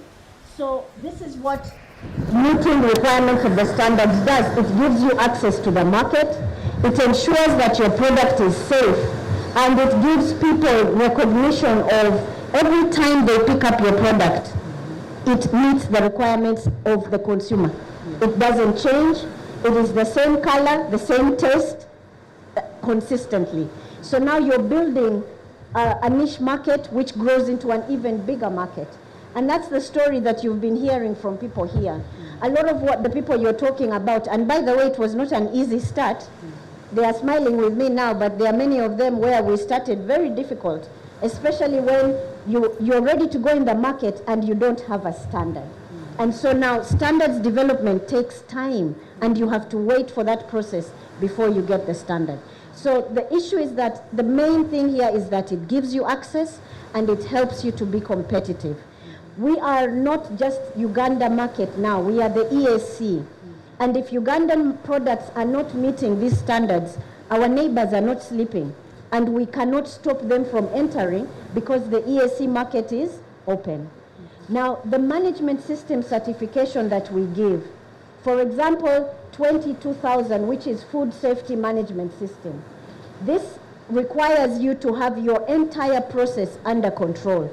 You're looking at your raw materials, you're looking at your procurement system, you're looking at the health and safety of your workers, you're looking at every single product and process that you're going through to come out with that product. And when you have that system under control, you're able to give a management system certification that is recognized internationally. Now, of course, the first day they will want to check and see. The second day they will check and see. When they get to see that your quality is consistent, the market is open for you. So now people have faith and trust in what you are doing. So there's a lot that can be obtained, especially access to markets, by complying to standards. Thank you. Thank you, Madam Patricia. I hope that is helpful. Now, Yuri. There are many people. I know that is one facility that so much money has been injected into. But unfortunately, most Ugandans do not know that Yuri exists, and they do not know that you have such a facility. Could you kindly tell our Ugandans, please promote this facility to the Ugandans and tell them what benefits they can get out of it. Two, who qualifies to come to Yuri? Because even by the look of it, people might think it's a very exclusive and for a particular group of people. Who qualifies to come to Yuri? Okay, thank you for the question. I beg to make a correction because I think we've been decrying underfunding and we are starting to sound like broken records. So for the work at the mantle that is, is given to us, it's we receive an aliquot of what we are required for what we are required to do. So with regard to funding, I beg to differ. I don't think the funding has been adequate, but with what we've been given, we've done the best within our means. Like I mentioned earlier, the key service I think that is of interest to members in this room is the business incubation. Now, business incubation, as the name suggests, an incubator, when you have a preterm baby and you have to put them in an incubator for them to get all the organs developed and then they can go out and breathe on their own in the world. It's the same thing that we do, but now this time for business. So when you're young and infant, as a business, we take you through the process, but the catch is that the business has to be technology-based. So if you're importing clothes from Turkey, you're not eligible. So it has to be technology-based, and you have to be into manufacturing. That is the first criterion. Second is that you must be a young enterprise, less than 10 years, because we don't want companies that can already ably walk on their own to occupy space that young companies can occupy. But also to note that why we don't advertise is because, again, of the financial constraints. Now, on a daily, because my directorate is directly responsible for the business incubation, which is, I think, the most demanded service. Every day we receive about 8 applications, every day. Now, we have finite capacity for these pilot plants. We can only have so many people in the bakery, we can only have so many people in the dairy unit, we can only have so many people in the producing sausages or whatever it is. We can only have so many people. So even when the applications come in, we can only, take in so many people. So we can only work within our capacity limitations. So anybody can apply. Bella is there. She graduated from our incubator, Bella Wines. So anybody can apply, and she will tell you that she didn't need to know anybody. So anybody can apply as long as you meet the eligibility criteria and as long as there's available capacity, available space, because we work within a shared space arrangement. So as long as there is space and you meet the other eligibility criteria, you'll be onboarded and supported, so that instead of you coming up with an idea and running to China and buying equipment and you realize your product is not selling as you thought it would, but you've already invested, you more or less test the depth of the waters with one leg. If you find it's not suitable, you can withdraw. If you find that it's good, then off you go and swim, and then you can now get the raw materials the technology from China. But even as you, or wherever it is that, I'm saying China because it is the most popular. So who qualifies? Everybody. Everybody qualifies for as long as you're a startup, less than 10 years old, you're Ugandan, because we don't want foreigners coming and using your taxes. So Ugandan owned, less than 10 years, dealing with a technology-based enterprise. And then we'll begin from there. Anybody, absolutely anybody can try. We have another outfit called Virtual Incubation, whereby we will support you from where you are. Sometimes you have the business idea, you already have the necessary investment to start on your own, but you just don't have the technical competences or the technical know-how. In that arrangement, we will support you, but from your premises. We call that virtual incubation. Thank you very much. Thank you very much. I think what I was looking for, I got when I said a lot of money has come in. So I wanted you to be able to speak up and defend it. On the reason why we don't toot our horn too loud, like I said already, even without us making too much noise, that we are overwhelmed with the requests. So because we are so constrained with resources, we are shy. We don't even have the resources, even first of all, for the comms. But even then, even then we are shy to speak too much because we'll get so overwhelmed. We participated one exhibition, and the next day we have 200 people at the gates, coming to get business incubation services, and yet we cannot serve them all given our limitations. So that is the reason why Okay. Thank you very much, Yuri. Ladies and gentlemen, there's a big facility out there. Please feel free to visit them. And Mr. Twineo, you spoke of the free zones and the facility up there. Who should come? Is there a space?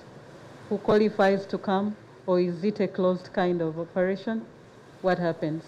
What's your story?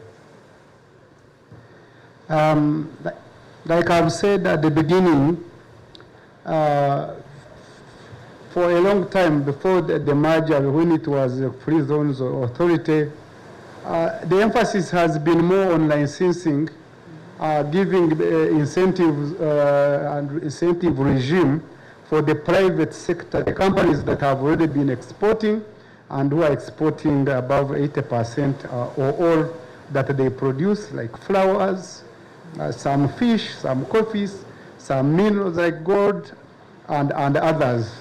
The only facility we have now, which is almost complete as a public free zone, is the Entebbe free zone.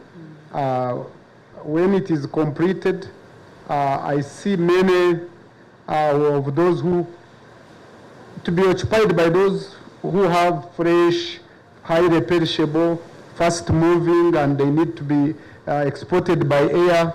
That is what this facility will support. In the long run, but how long is the long run? As Keynes, the economist, said, in the long run we are all dead. So in the medium term to long run, we need land from government for public free zones. Or if land already has government and we are looking at that exists, we can use that to build special economic zones in which we can have free zones, but other factories as well. Thank you. And UDC, back to you. There's been an outcry that it's very difficult to get that money. Is it still difficult, or has it been made easier? How can we access it, all the facilities and the products that you have? Thank you for that question. I wouldn't say that it is difficult to access the services of UDC. It's just that we act on behalf of government, and so we have to follow processes and procedures. For example, if any of you submit a proposal, an investment proposal, there are processes we go through, and I'll quickly highlight them. There is what we call preliminary review. We shall look at the business idea and check, does it fit in the sectors of interest? Is it for value addition? Because we are not at the production stage. We understand, and it has been highlighted, the challenge of sustainable supply of raw materials. But we know also there is a Ministry of Agriculture that handles matters of production if it's agro-industries. So ours is for value addition. So if your sector is, if you're fitting, your proposal fits within our sectors, you're legally registered, we undertake a number of technical studies. If it's a new idea, we do a feasibility study, because UDC has to assure itself on a number of parameters. For example, we have to assure ourselves that there is raw materials, whether they are going to be imported. Priority is for locally produced raw materials. But UDC has to assure itself that the raw materials are going to be there. It has to assure itself that there is potential market. And that can be in terms of sometimes already secured orders. We have to assure ourselves that the technology you're proposing to use in manufacturing actually exists and it's the appropriate one. So we have to undertake a number of studies to assure ourselves before we invest. And if it's a company that exists already, those are what we call brownfields. We have to do due diligence on the company to establish a number of things, because we have to deal with a legally registered entity. You must be complying with NSSF contributions, for example, for your staff. You must have NEMA certificates. And so when you approach us, it is a process. You can't approach UDC today and tomorrow the deal is sealed. If we find that there are certain things that you lack, that's why I mentioned we have a business development support unit. They will take you through the conditions that must be fulfilled for you to obtain UDC services. Sometimes it's they need legal documentations, they need NEMA certifications, and if you do not have them, you are allowed time to process them. And because of those time lags, sometimes it's interpreted as a difficult process, but it's not difficult. It's meant to ensure that things are done right. If, for example, you are a company and you do not have a board, UDC will ask you to first constitute a board, begin to sit, allow, some companies come with a wrong perception. Also, sometimes UDC is misunderstood. Some companies would want support from UDC, and yet they do not want government to take a stake in their companies. And yet, by the nature of our establishment, we cannot support a company if government is not going to have a stake. But like I mentioned, it's not the intention of government to take over the company. And that's why UDC will prefer to take a minority stake in your company.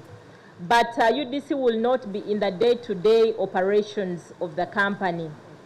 Chair, if you allow, also to mention, because we know UDC is not the only one that is in the space of financing industrialization, we have set ourselves a minimum total project cost. If any cost comes to, an investment proposal comes and it is below 10 billion, we advise the company to look elsewhere, maybe UDB, microfinance. And it's because we want to deal with companies where we are likely to register a big impact. We don't want to compete with other institutions that can handle smaller amounts. So our minimum is a total project cost of 10 billion. Any proposal below that, we are sorry, it's not accepted. Okay.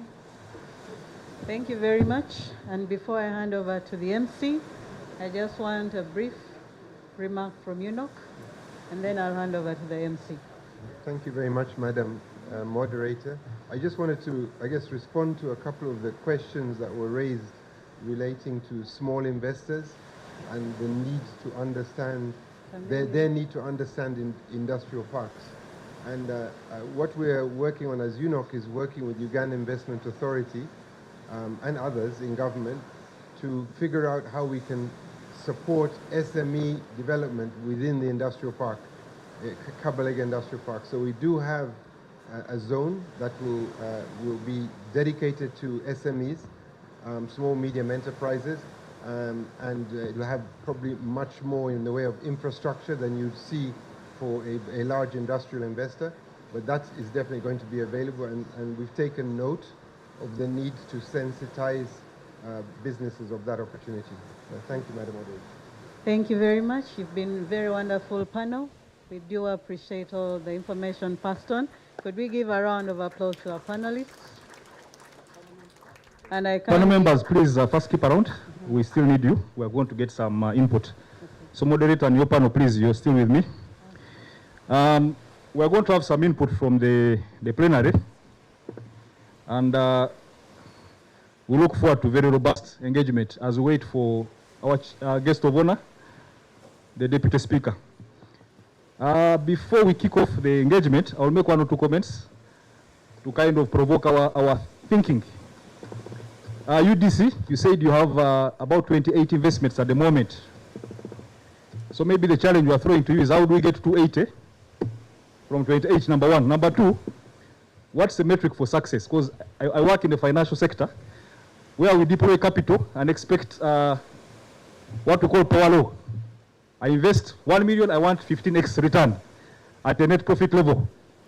So now that we have entrusted you with our funds as Uganda, when you invest in these 28 companies, what metrics are you putting in place to ensure that there is optimal return for Uganda as the shareholder? Because 10x basically means I put in $1 million, I'm able to get 10x of that as annual net profit, and that's how Uganda becomes 10x. So maybe food for thought. Earlier, I think it was Dr. Musene who mentioned that it is not about telling people what to do, it's about ensuring that as part of your deliverables, you make sure you deliver the result that you're in office to do. So probably UDC is going to be one of the pillars. I'm sure next time when we meet, she will tell us there are 56. And then there will be 92, and after 10 years, we shall have 280 companies invested by UDC. So that's a challenge we have for you as our fund manager, because you invest in the capital of Ugandans. You're like the sovereign wealth fund of Uganda. When oil from Dumoro comes, they're going to give you the money, invest it, give us back the return we seek as Uganda. So with that provocation, I'm opening it up to the floor. What do you need from the eminent persons in front here? And there are very many questions, and we welcome as many of them as possible. So my team from CEO Forum, please move around with the mics. Be very brief, a minute or two, because as soon as our guest of honor comes in, we shall have to stop. There's a hand behind there. There are very many hands here, and we really want to hear from them. In the interest of time, strictly 60 seconds, 120 seconds for your question. And panelists answer very quickly so that we can move robustly. But Mr. Ngavarano, okay, you can start. You already have the mic. Ideally, let's hear from people who have not been on the stage. Ideally. So, 60 seconds for Mr. Ngavarano, then we move to the next person.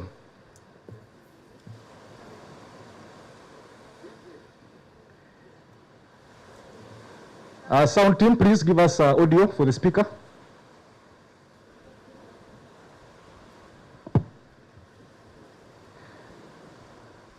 Please, 60 seconds for the question, strictly, and then 2 minutes for the answer.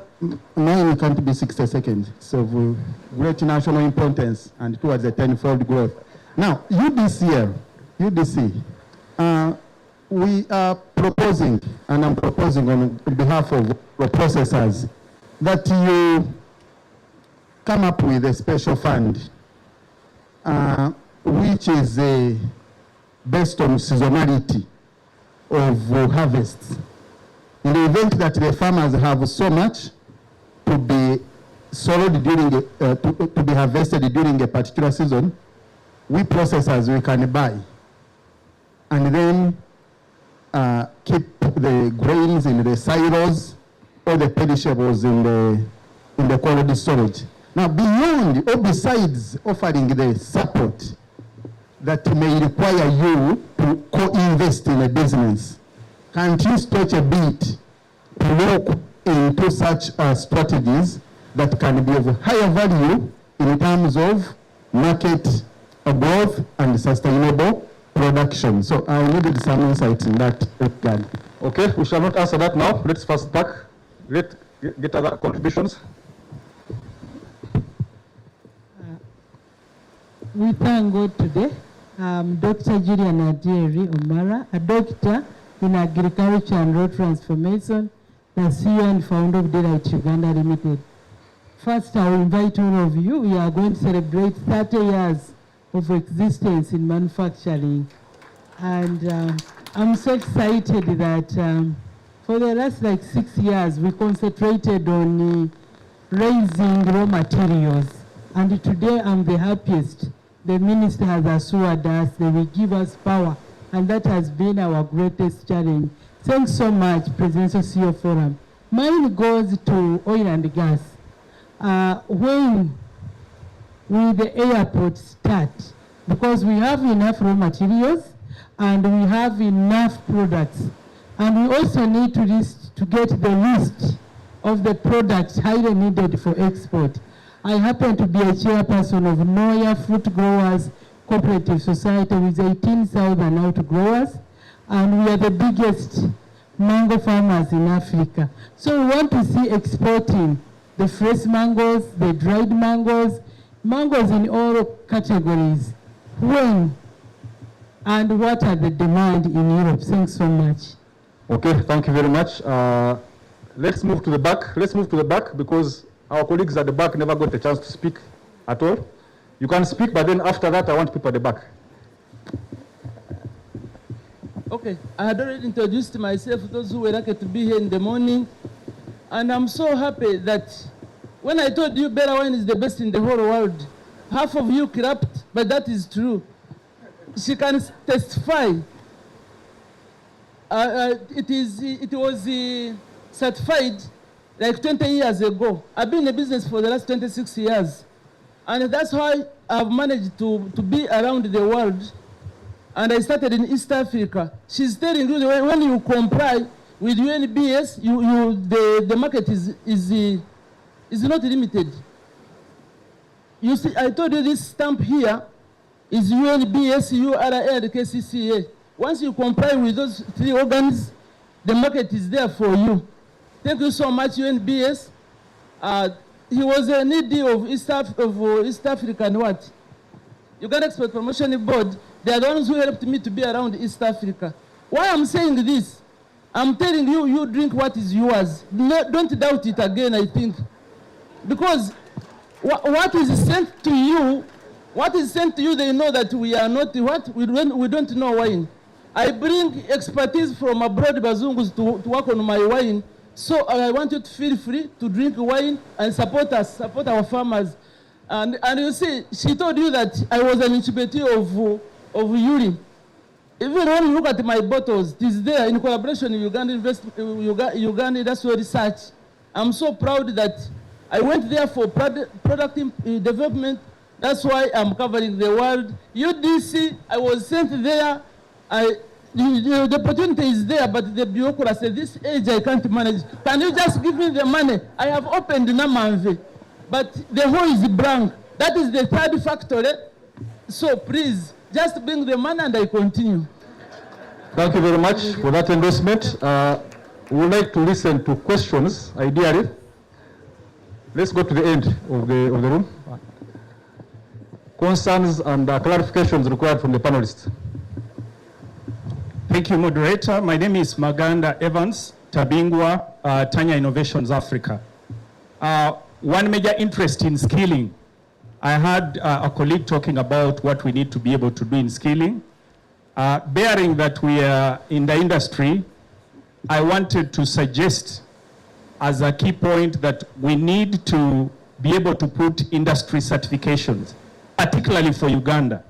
What I would expect from maybe the CEO forum and technical persons, that each sector can be able to put in skill examinations for the industry that can be followed by higher education institutions. Because we have been discussing this thing of skilling, but after this, everybody leaves it out there. And I think it's an important mark point that as we come next year, we want to know what has been done in terms of bridging academia and industry. Lastly, I had expected to hear a lot about, as we talk about industrialization, to hear about IT. Ladies and gentlemen, this is not bad news, but it is a fact. While we have the strategic advantage of agriculture and oil as an economy, if we don't put emphasis on technology, we can't compete favorably with other nations.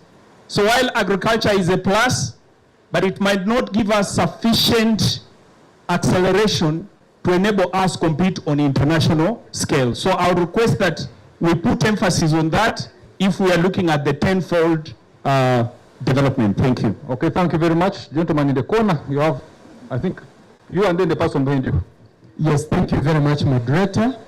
Yes. My name is Yora Matamize. I'm the chairperson of Pamoja Leather Association in Uganda, and at the same time, the director of Jora Shoes Company. We do manufacture premium leather shoes in Uganda. I want the question to the gentleman from Uganda Free Zones Export something. Yes, I just wanted to know, do you have zones which are put aside for those people who are preparing to export, not those who are not exporting? Because you know we are a developing country, we are not a developed country. Then also to Yuri, do you also help people who are doing the research to come up with new products, especially in areas to do with waste management? And what is the procedure for someone to be able to approach you and do submit the application? Lastly, to you, DC, whom do you approach also for the proposals in case you want to partner with you? Thank you.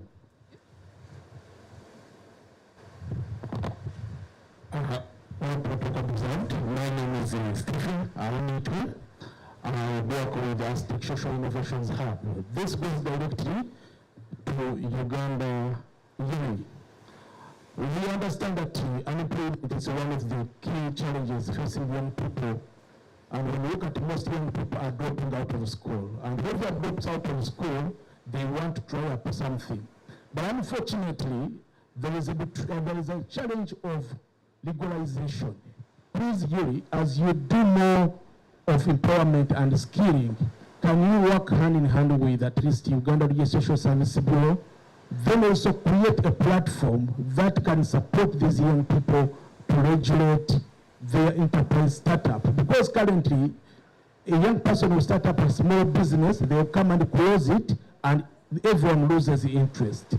Therefore, my question is there any arrangement that we are making to make sure that as we are empowered in a skillful way, but also we have a legal way of putting our enterprises to another level? Thank you very much. Okay, we're going to have one final question and then the panelists will have a chance to answer because our guest of honor is about to arrive. Veronica, you can choose somebody of your choice. One person, then the answers begin.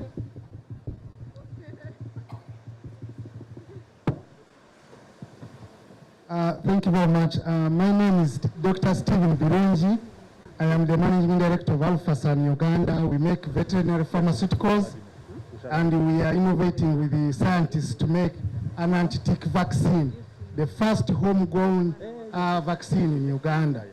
I am a living testament that UDC works, because UDC has supported me to support a struggling company which was losing billions. Now I think I'm going to be a profit-making enterprise. So mine is a testament that go to UDC, but also believe in innovations and yourselves. Thank you very much. Okay, Dr. Vero, before we proceed, we have one final gentleman. The first person who put up his hand. Alia, in front here.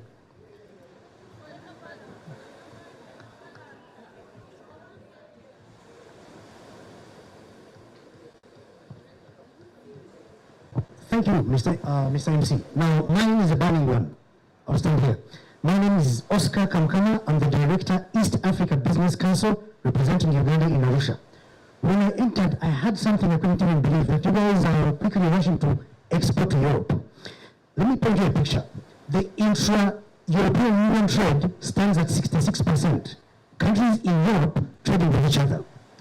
Intra-Asia trade, countries in Asia trading with each other stands at 60%.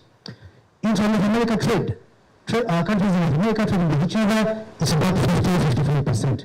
What about intra-EAC trade? It's miserable. It's at 12.5%, below 15%. Now, we have another Oxycodone mandate in UK and so on. If we cannot trade amongst ourselves as EAC, we are 8 partner states: Uganda, Kenya, Tanzania, Rwanda, Burundi, DR Congo, Southern Sudan, and as of November 2021, Somalia. Even Ethiopia is coming into EAC. We are a market of 300 million people today. We are a market of 300 million people today. Africa Continental Free Trade Area, we are a market of 54 countries. We are a market of 53 countries. So before we rush to take Irish potatoes and so many other things to UK and Europe, let us trade amongst ourselves. We have the capacity, we have the logistics are there. So let's believe in ourselves. The opportunity is now. Let's not rush to export outside, let's export inside. I also work with steel and tube industries as business development manager. Thank you, sir. Okay, thank you. Just a moment.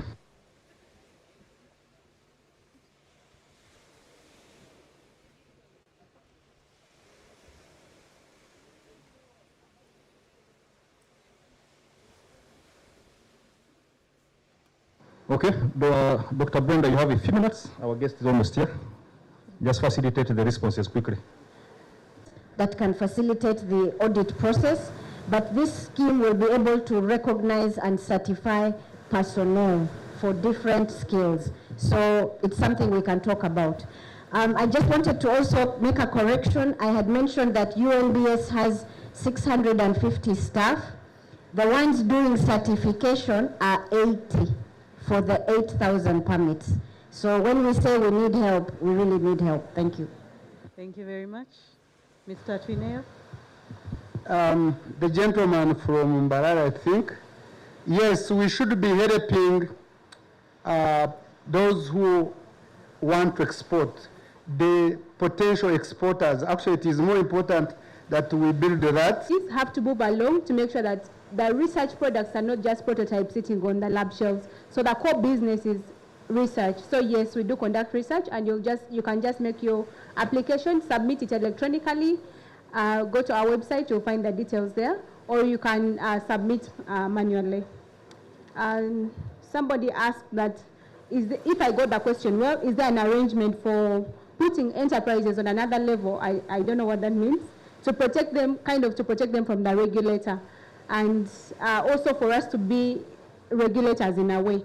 But we are supposed to support businesses, and it becomes hard to... I'm going to have to cut you short. Okay. The guest has come in. So I want to thank the panelists. You can please take your seats. shall have a photo opportunity later, but for now, since the speaker is here, let's take our seats.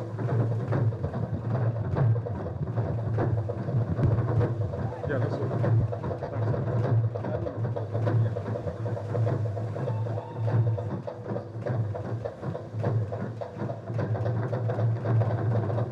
Once the speaker comes in, we shall have national anthem and some entertainment.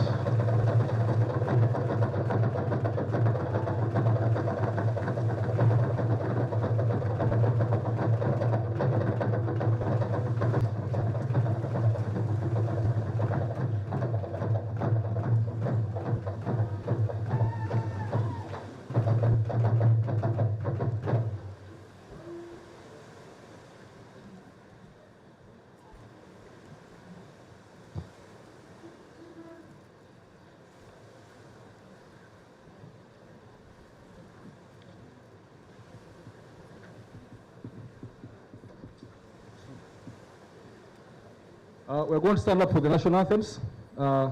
Team, please.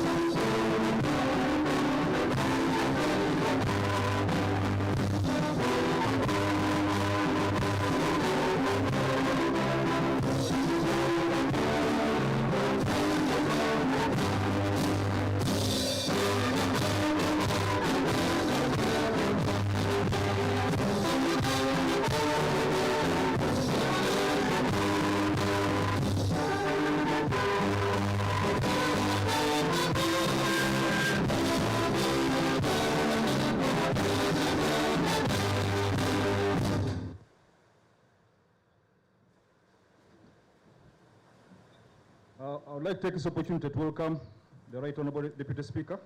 He will be formally welcomed by the CEO and the board chairman shortly. As he takes his seat, we are going to have a brief entertainment interlude, which will be followed by our last panel of the day. So the team that is handling that, please. Entertainment, and then our director, you will come up with the panel and we shall have the final session of the day.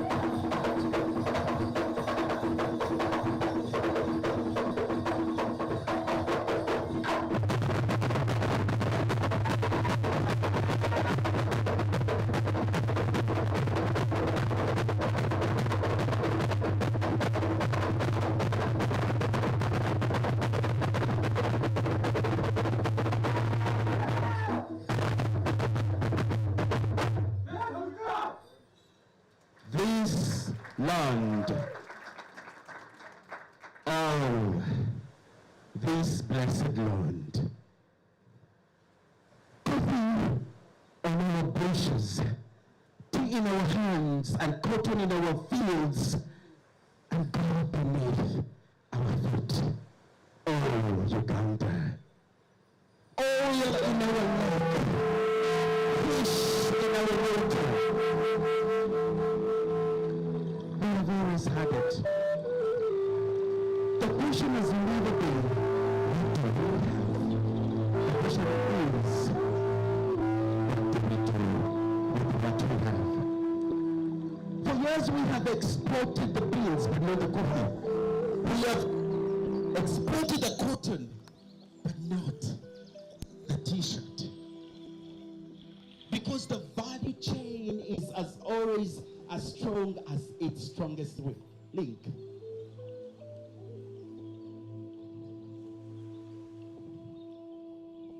Now as we become manufacturers, it's high time we start supporting Uganda. Buy Uganda and build Uganda. Not as sympathy, but as an economy. Yes. And this is how we are going to come from a domestic market to the global stage. The hope is now.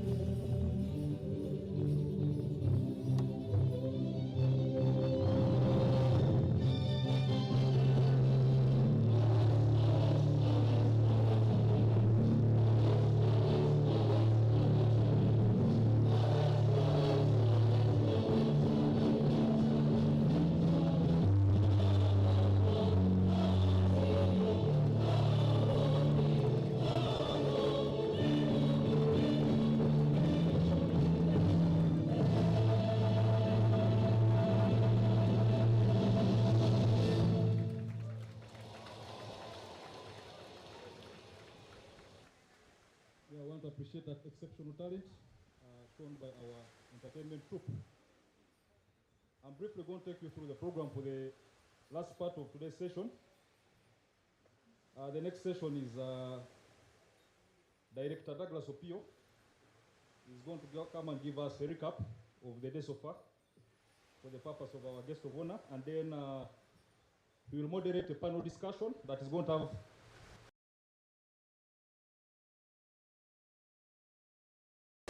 URSB, the Capital Markets Authority, Uganda Manufacturing Authority, and ERA.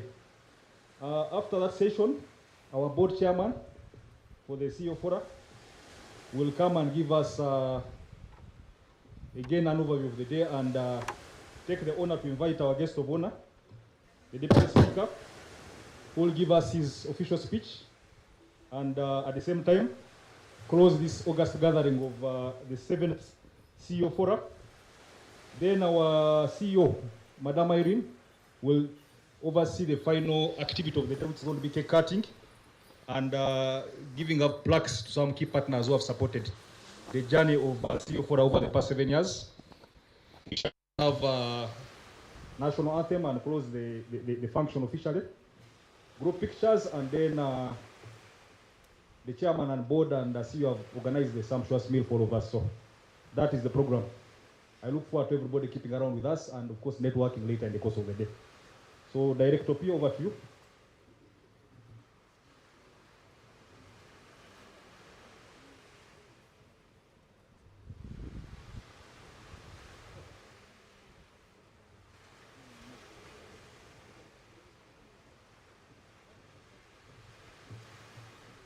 Right Honorable Deputy Speaker, we are very delighted to host you this afternoon. We have had a very good day. It has been all about the tenfold growth, isn't it? So right from the morning, our discussions centered around how can we grow exponentially, because we cannot grow organically to reach there. We need to grow exponentially. But most important, which I want to highlight, Right Honorable Deputy Speaker, we start on a stable ground. Our economy is by far one of the most stable and fast growing in sub-Saharan Africa. For the past 10 years, even more, the economy has grown by more than 6% consistently. And as I speak now, we live in a world where inflation is struggling.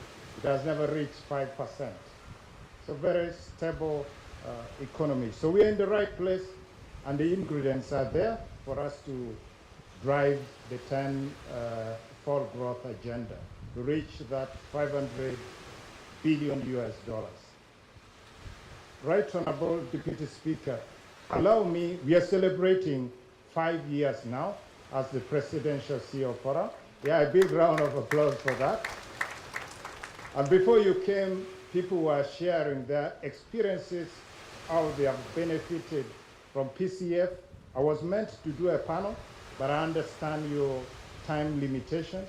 So I'll just request my brother from NPA, Alan, to just come and speak through those impacts, the impacts of the resolutions that we have had over the past 5 years.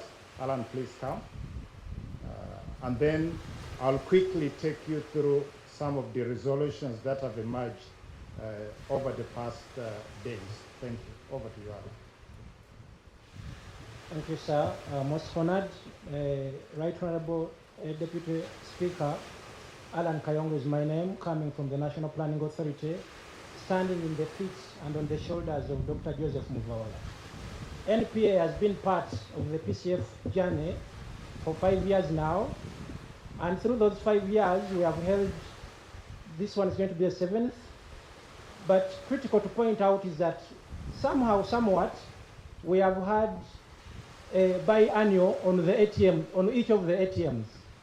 We have had a biannual around tourism, around agriculture, around tourism last year, on mineral development, this one, and then of course science, the one we had on at Kira EV.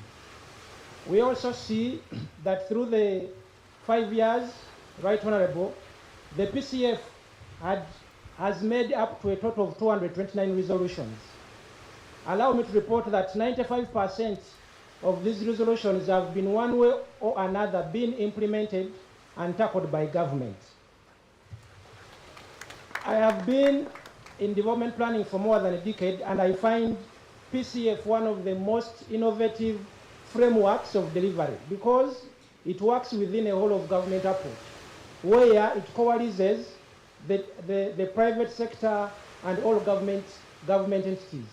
And you know, since His Excellency the President is the ultimate leader and the patron, and also coordinated by the Right Honorable Prime Minister, all resolutions of the private sector find their way ultimately to the apex, and in one or another they are implemented.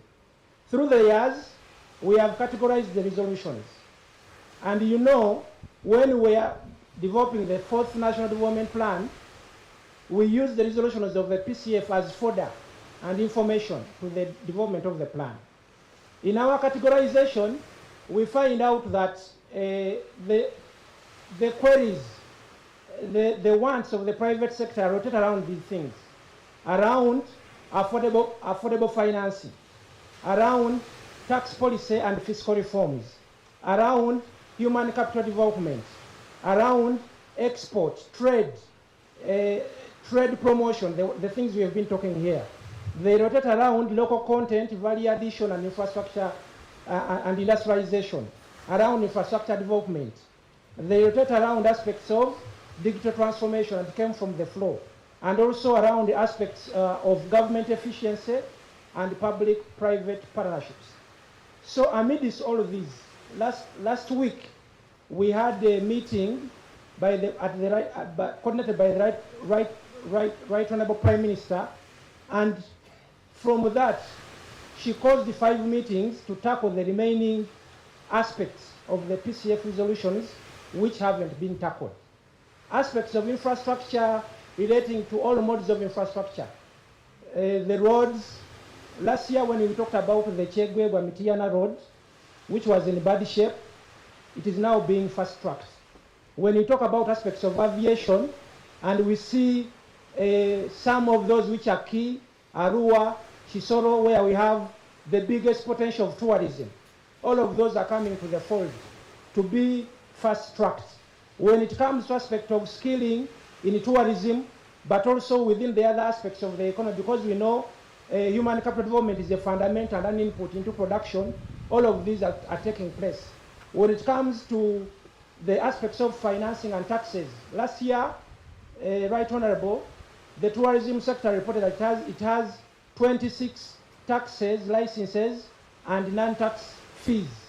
Right now, the Ministry of Finance is finalizing the aspect of consolidating these into 5 licenses. Surprisingly, today coincided with the national, the growth forum. That is why you don't see colleagues here at Ministry of Finance. And it is at the same time that we are looking in the aspect of the tenfold, because we are also developing what we call the ATM's tracker. How do we capture all of these aspects and translate them into government agenda and implementation? What remains now is beyond just policy, aspects of enforcement.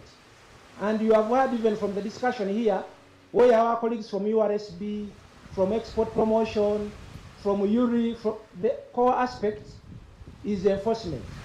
But we believe and as we go forward with the leadership of His Excellency the President, we shall put all this to a close, and indeed we shall achieve the tenfold growth agenda beyond just a talk, but into implementation. Sir, I think that is just a good highlight for the Right Honorable. Thank you so much. I think he deserves a bigger round of applause. Thank you so much, Alan, for that quick summary. I know it's quite a lot of things we have done, and Right Honorable Deputy Speaker will be able to share the full details with you for your information. We started the day today on a very good note. We were led by the Reverend himself in an opening prayer. The CEO spoke about how PCF came into being. PCF is the vision of His Excellency, the President himself. It was not created by us. And he created it specifically because he wanted a bridge between his work in the public service and the private sector. So our role is to catalyze that interaction between the private sector and the public sector, and hopefully move us from the complaints we have always had that we talk a lot. We have so many policies, but they are not implemented. So PCF is bridging that gap. And every year, we hold these meetings as a form of accountability. So we have, with the support of the Office of the Prime Minister, we track an action tracker which Alan spoke to. We had remarks from our own chairman, the Deputy Vice Chair representing Emmanuel Katongole. He spoke, the chair brought it even much more to life. He spoke about the industrialization that he has seen in his lifetime. He spoke very passionately about our chairman, Mr. Emmanuel Katongole, who started as a trader of veterinary medicine. But as we speak today, his company, Quality Chemicals Limited, is registered in over 31 African countries. Thank you, please. It's okay to clap. We have a number of our local investors whom we visited today. Mr. Ngabirano is here, also Ambassador Designate. Yeah, he spoke to us about his business and how it has moved. We have Cheers here, Mama Dieri. We have Bella Wine. We have so many of them. I just request the entrepreneurs who spoke up here to stand for recognition now that we have the Right Honorable Deputy Speaker with us. If you are up here as an entrepreneur or as a panelist, please stand just for recognition. Thank you so much. So we had a very good statement from our chair. After that, we moved into a segment which was led by two honorable ministers. We heard remarks from the minister in charge of science, technology and innovation. He spoke very passionately about how innovators in Uganda, scientists in Uganda are creating new products, but they're finding difficulties to move it to the market. So he called upon us to partner, as captains of industry, to partner with our scientists to move those solutions into production and, of course, the mass market as well. We then had a very insightful keynote address focusing on our theme for today, delivered by the Minister of Energy and Mineral Development. She spoke about many issues, but what I want to bring to your attention is that she fully agrees that it's possible. The Vision 2040, the tenfold growth is possible. We can do it. But one of the things that I want to highlight from her is the approach that she is now following in doing our work at the ministry. She said she's using a litmus test of 3 fundamental questions for any initiative, for any investment, for any undertaking that they are making. The first one is, where is the money?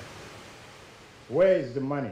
We need to translate His Excellency agenda of us not exporting raw materials, but actually producing the products here.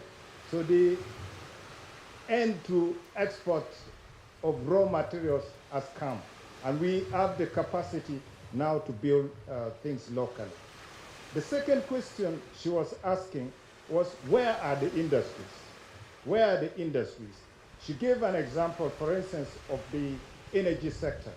In the energy sector, electricity production, she noted that the industry around it, the value chain, is much longer than what we are exploiting.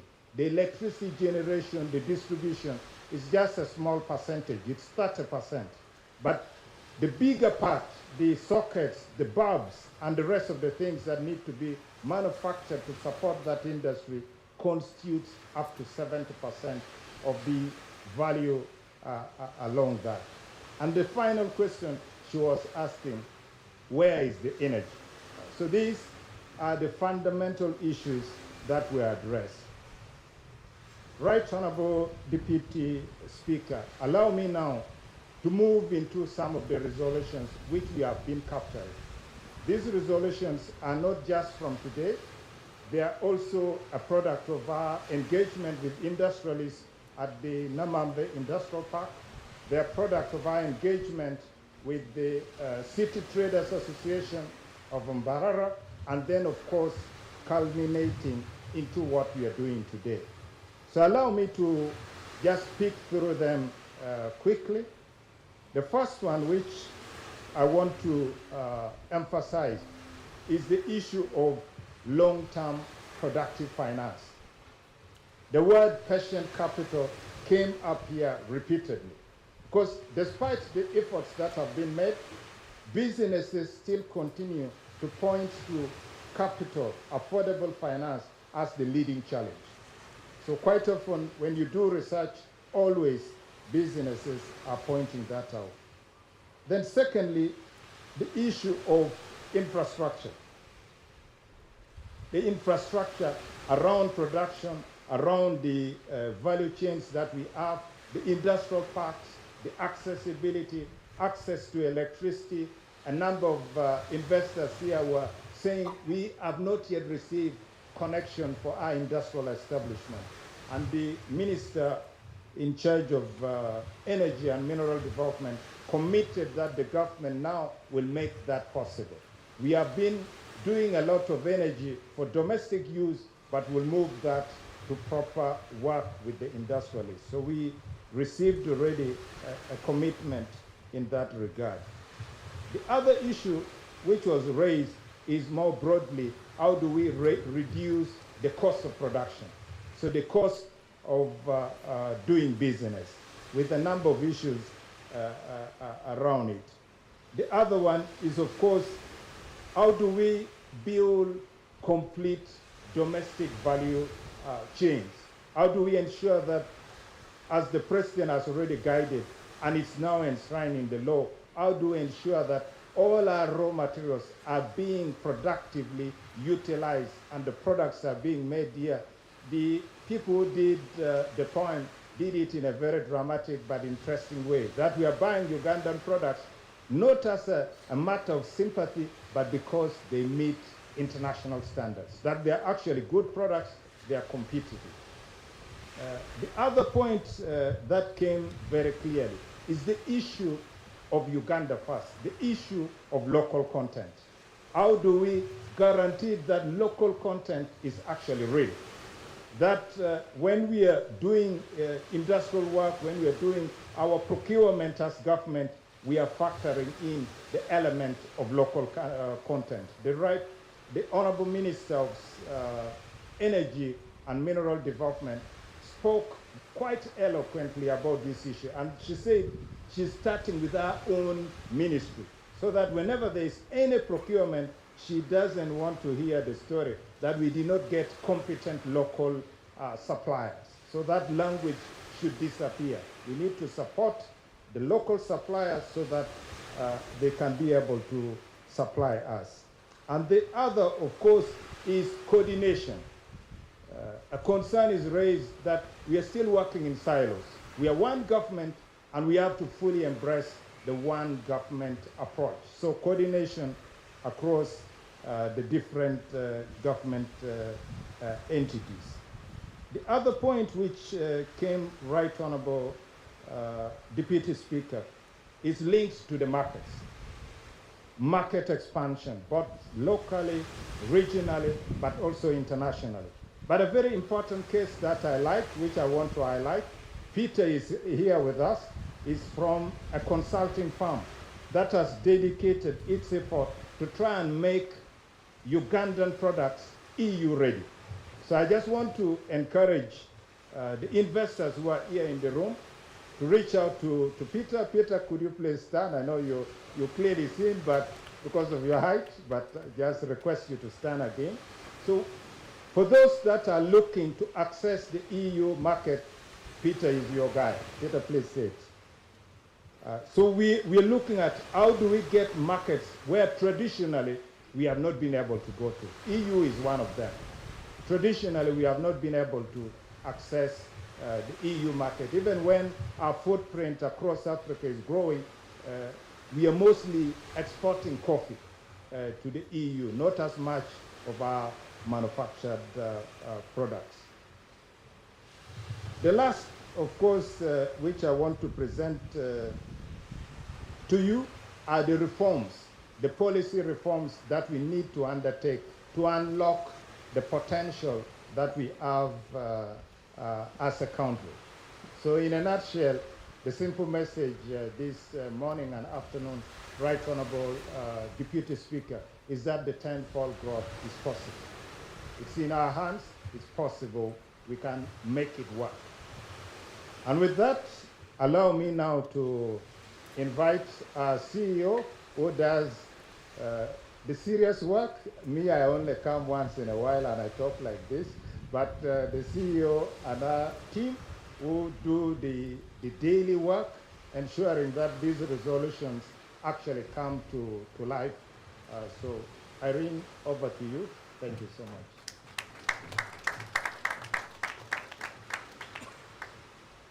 Thank you, Director Opio. Director Opio is an Executive Director of Federation of Uganda Employers. He does an amazing job to take care of the fraternity of the employers in this country. And as such, we want to appreciate him for his continued input.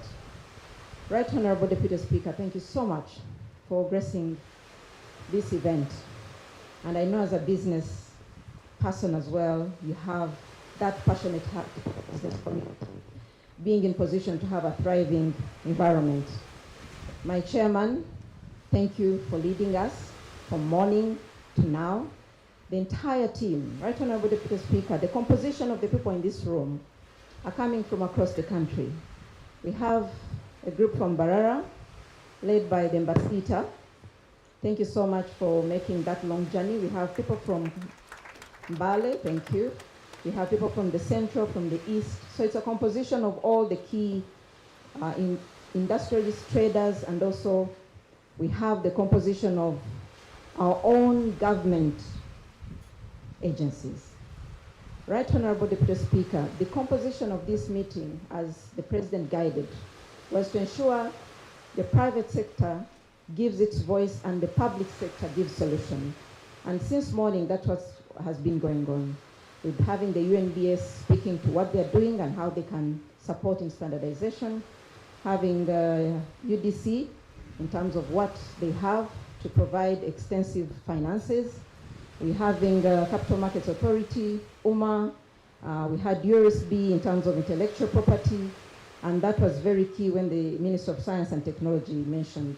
So in my brief, really it is to thank you, Right Honorable Deputy Speaker, for making time, but also to appreciate the panelists who are here this afternoon and the entire team of the Presidential CEO Forum that continues to brave the nights and days to make these events very successful. This is not a day that is happening today. It is a series of different information tours from different companies that we have visited so that we compile that kind of information. I want to take this singular honor to invite the chairman to come and speak to you and invite our guests.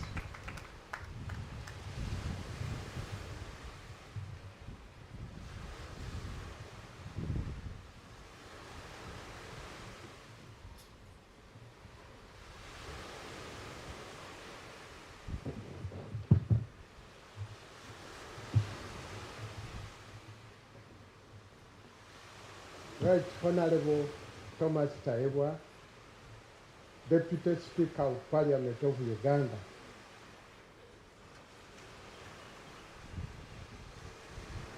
captains of business, members from various government institutions, my colleague from Presidential CEO Forum, ladies and gentlemen, I think you should give Right Honorable Deputy Speaker of Parliament a big clap. First for his humility, but more so for his contribution to business. Right Honorable himself is one of the big and deep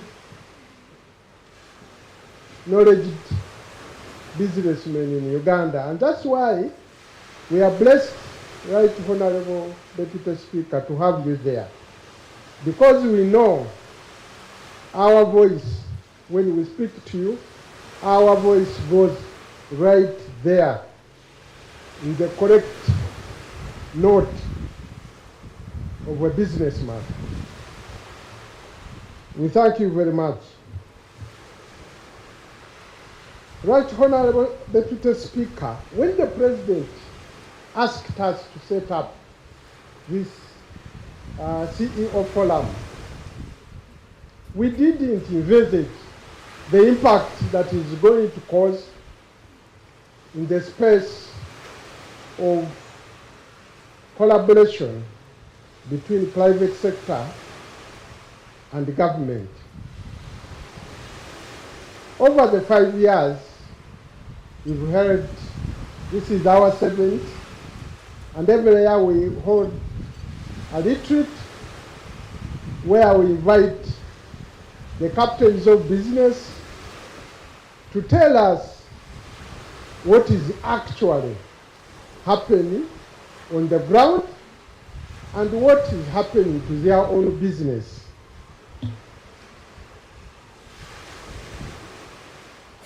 We have held over 50 symposiums with various business community to understand their needs. And we thank government through you that all the resolutions, most of the resolutions we have generated, and we have generated quite a number. Our count is about 229. Much of it has been adopted either in policy, in law, or have been incorporated in the National Development Plan 4. And that's why we are very proud as an organization to see that we have had a positive impact. This morning, we came here and we invited the captains of business to try to resolve a challenge that was placed in our hands. 2 years ago, the president came up and said, this economy must grow tenfold in the next 10 years. You know, when you hear it the first time, we started thinking, where are we going to get the foreign direct investment that is going to drive this economy to this level? And that's what we are thinking. Should we now go country to country trying to invite investors to come here and invest here so that we can grow our economy? Little did we know that we have more than the capacity to move this country. And we want through you to thank the President for realizing this capacity and enabling it. This morning, we had, as you heard, we had 2 ministers from the 2 pillars of NDP4. One was my big sister, Honorable Monica Musenero, Minister of Energy and Mineral minerals. And you know, energy and mineral beneficiation is one of the key pillars of NDP4. We had Honorable Engineer Jonah Asimwe from the Science, Technology and Innovation. We had a deep engagement with them. And what they told us was very energizing to us as a business community. And some of these laws, some of these proposals are going to come to Parliament, either through PPDA or other institutions, asking you, and they call it in Uganda, okutubegerako. As you deal with those international bidders, as you deal with the multinationals, us, your people, keep something akiba for us. Some of us have grown to compete with the international giants. Some of us have not yet grown to get there, but we are coming. So these laws should prioritize the Ugandan industries to participate in this growth. We've had a number of business leaders, captains of business, who have told us the challenges on the ground, and every year they tell us. And they are genuine when they come to us, and their proposals are practical. We shall be forwarding them to you. We had a number of MDAs. We had Uganda National Bureau of Standards, because that is our passport to the export market. We had the Export Promotion Council and the Prisons Authority. We had URI, which grows the younger industries. We had UDC. We had UNOC.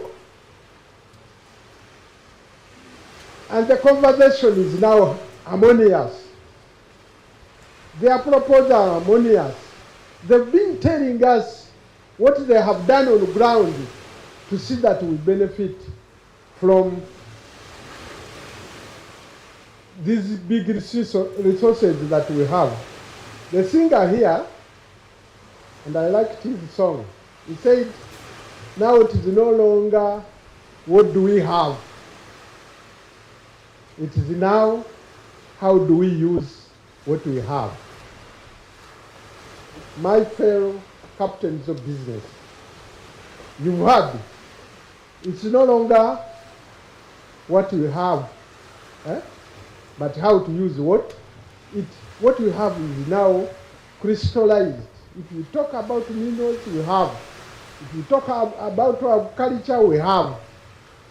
So, Right Honorable Deputy Speaker,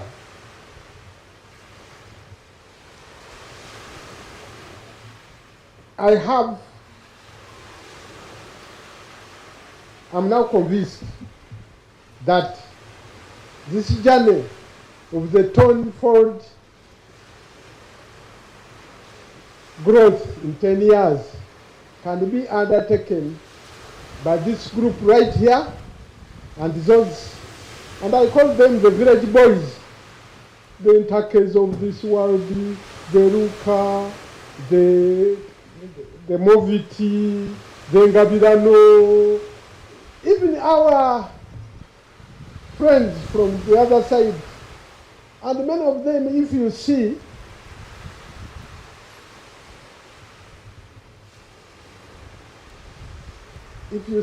where growth has been, even from the other side, you see the Lalanis from Karisito. Lalani comes from my area, Karisito. They are moving in tandem with us. You see the Meganis, they are moving in tandem with us. I think we need to move. We also have political partners, by my brother Peter here. critical, that have noticed our shortfalls, that have noticed that we deserve to go to those markets, that have noticed that some of the barriers they are put are scarecrows, and you can actually surpass them if you prepare well. That they have come here to help us to get to those markets. So, Right Honorable Speaker, I don't want to speak. You have spoken there all day. My simple role is to thank you. But before I invite you to the podium to address this gathering, I request for understanding. Many of these business people, young and old, go through thick and thin to develop their products. We've heard that's better only one. You need our client. 6 months, wamala emyaka emeka mu yuli. Okyaliyo tebakusibulanga. Hey. So they spend a lot of time to develop their products. And the moment they put them on the market like this, somebody takes the label, takes it to China, produces the product, and it drops it on your market. You, the local entrepreneur, you don't have. So, and Right Honorable, I did tell you I'm a chemist. I don't know a lot of English, especially the legal English, but I'll tell it to you in my kind of. There is this law, the patent protection, and the anti-adulteration bill. It doesn't protect. We are not protected.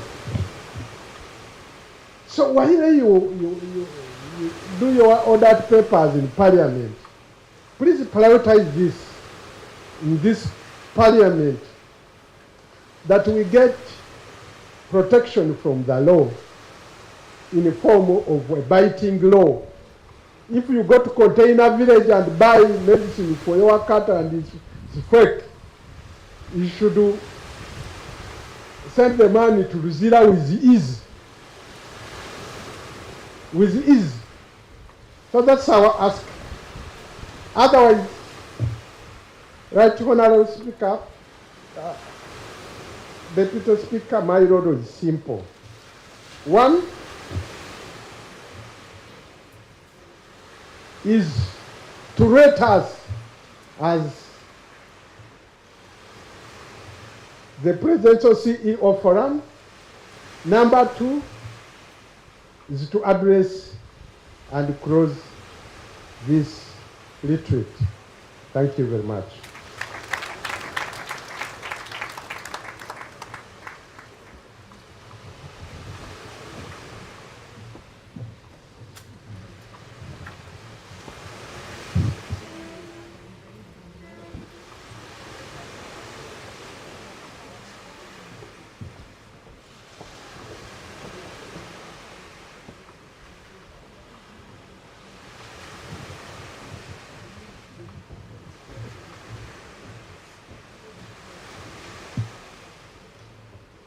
Thank you. My brother, Mr. Kayemba, we've been interacting a lot with Mr. Emmanuel Katongore. And you're doing a great job in the roofing sector, East African roofing. My sister Irene, I'm seeing very many important people and captains of the industry. Good afternoon. I'm sorry I came in late. We had another function where His Excellency the President was still opening the Marriott Hotel. So I had, but thank you for the good job you are doing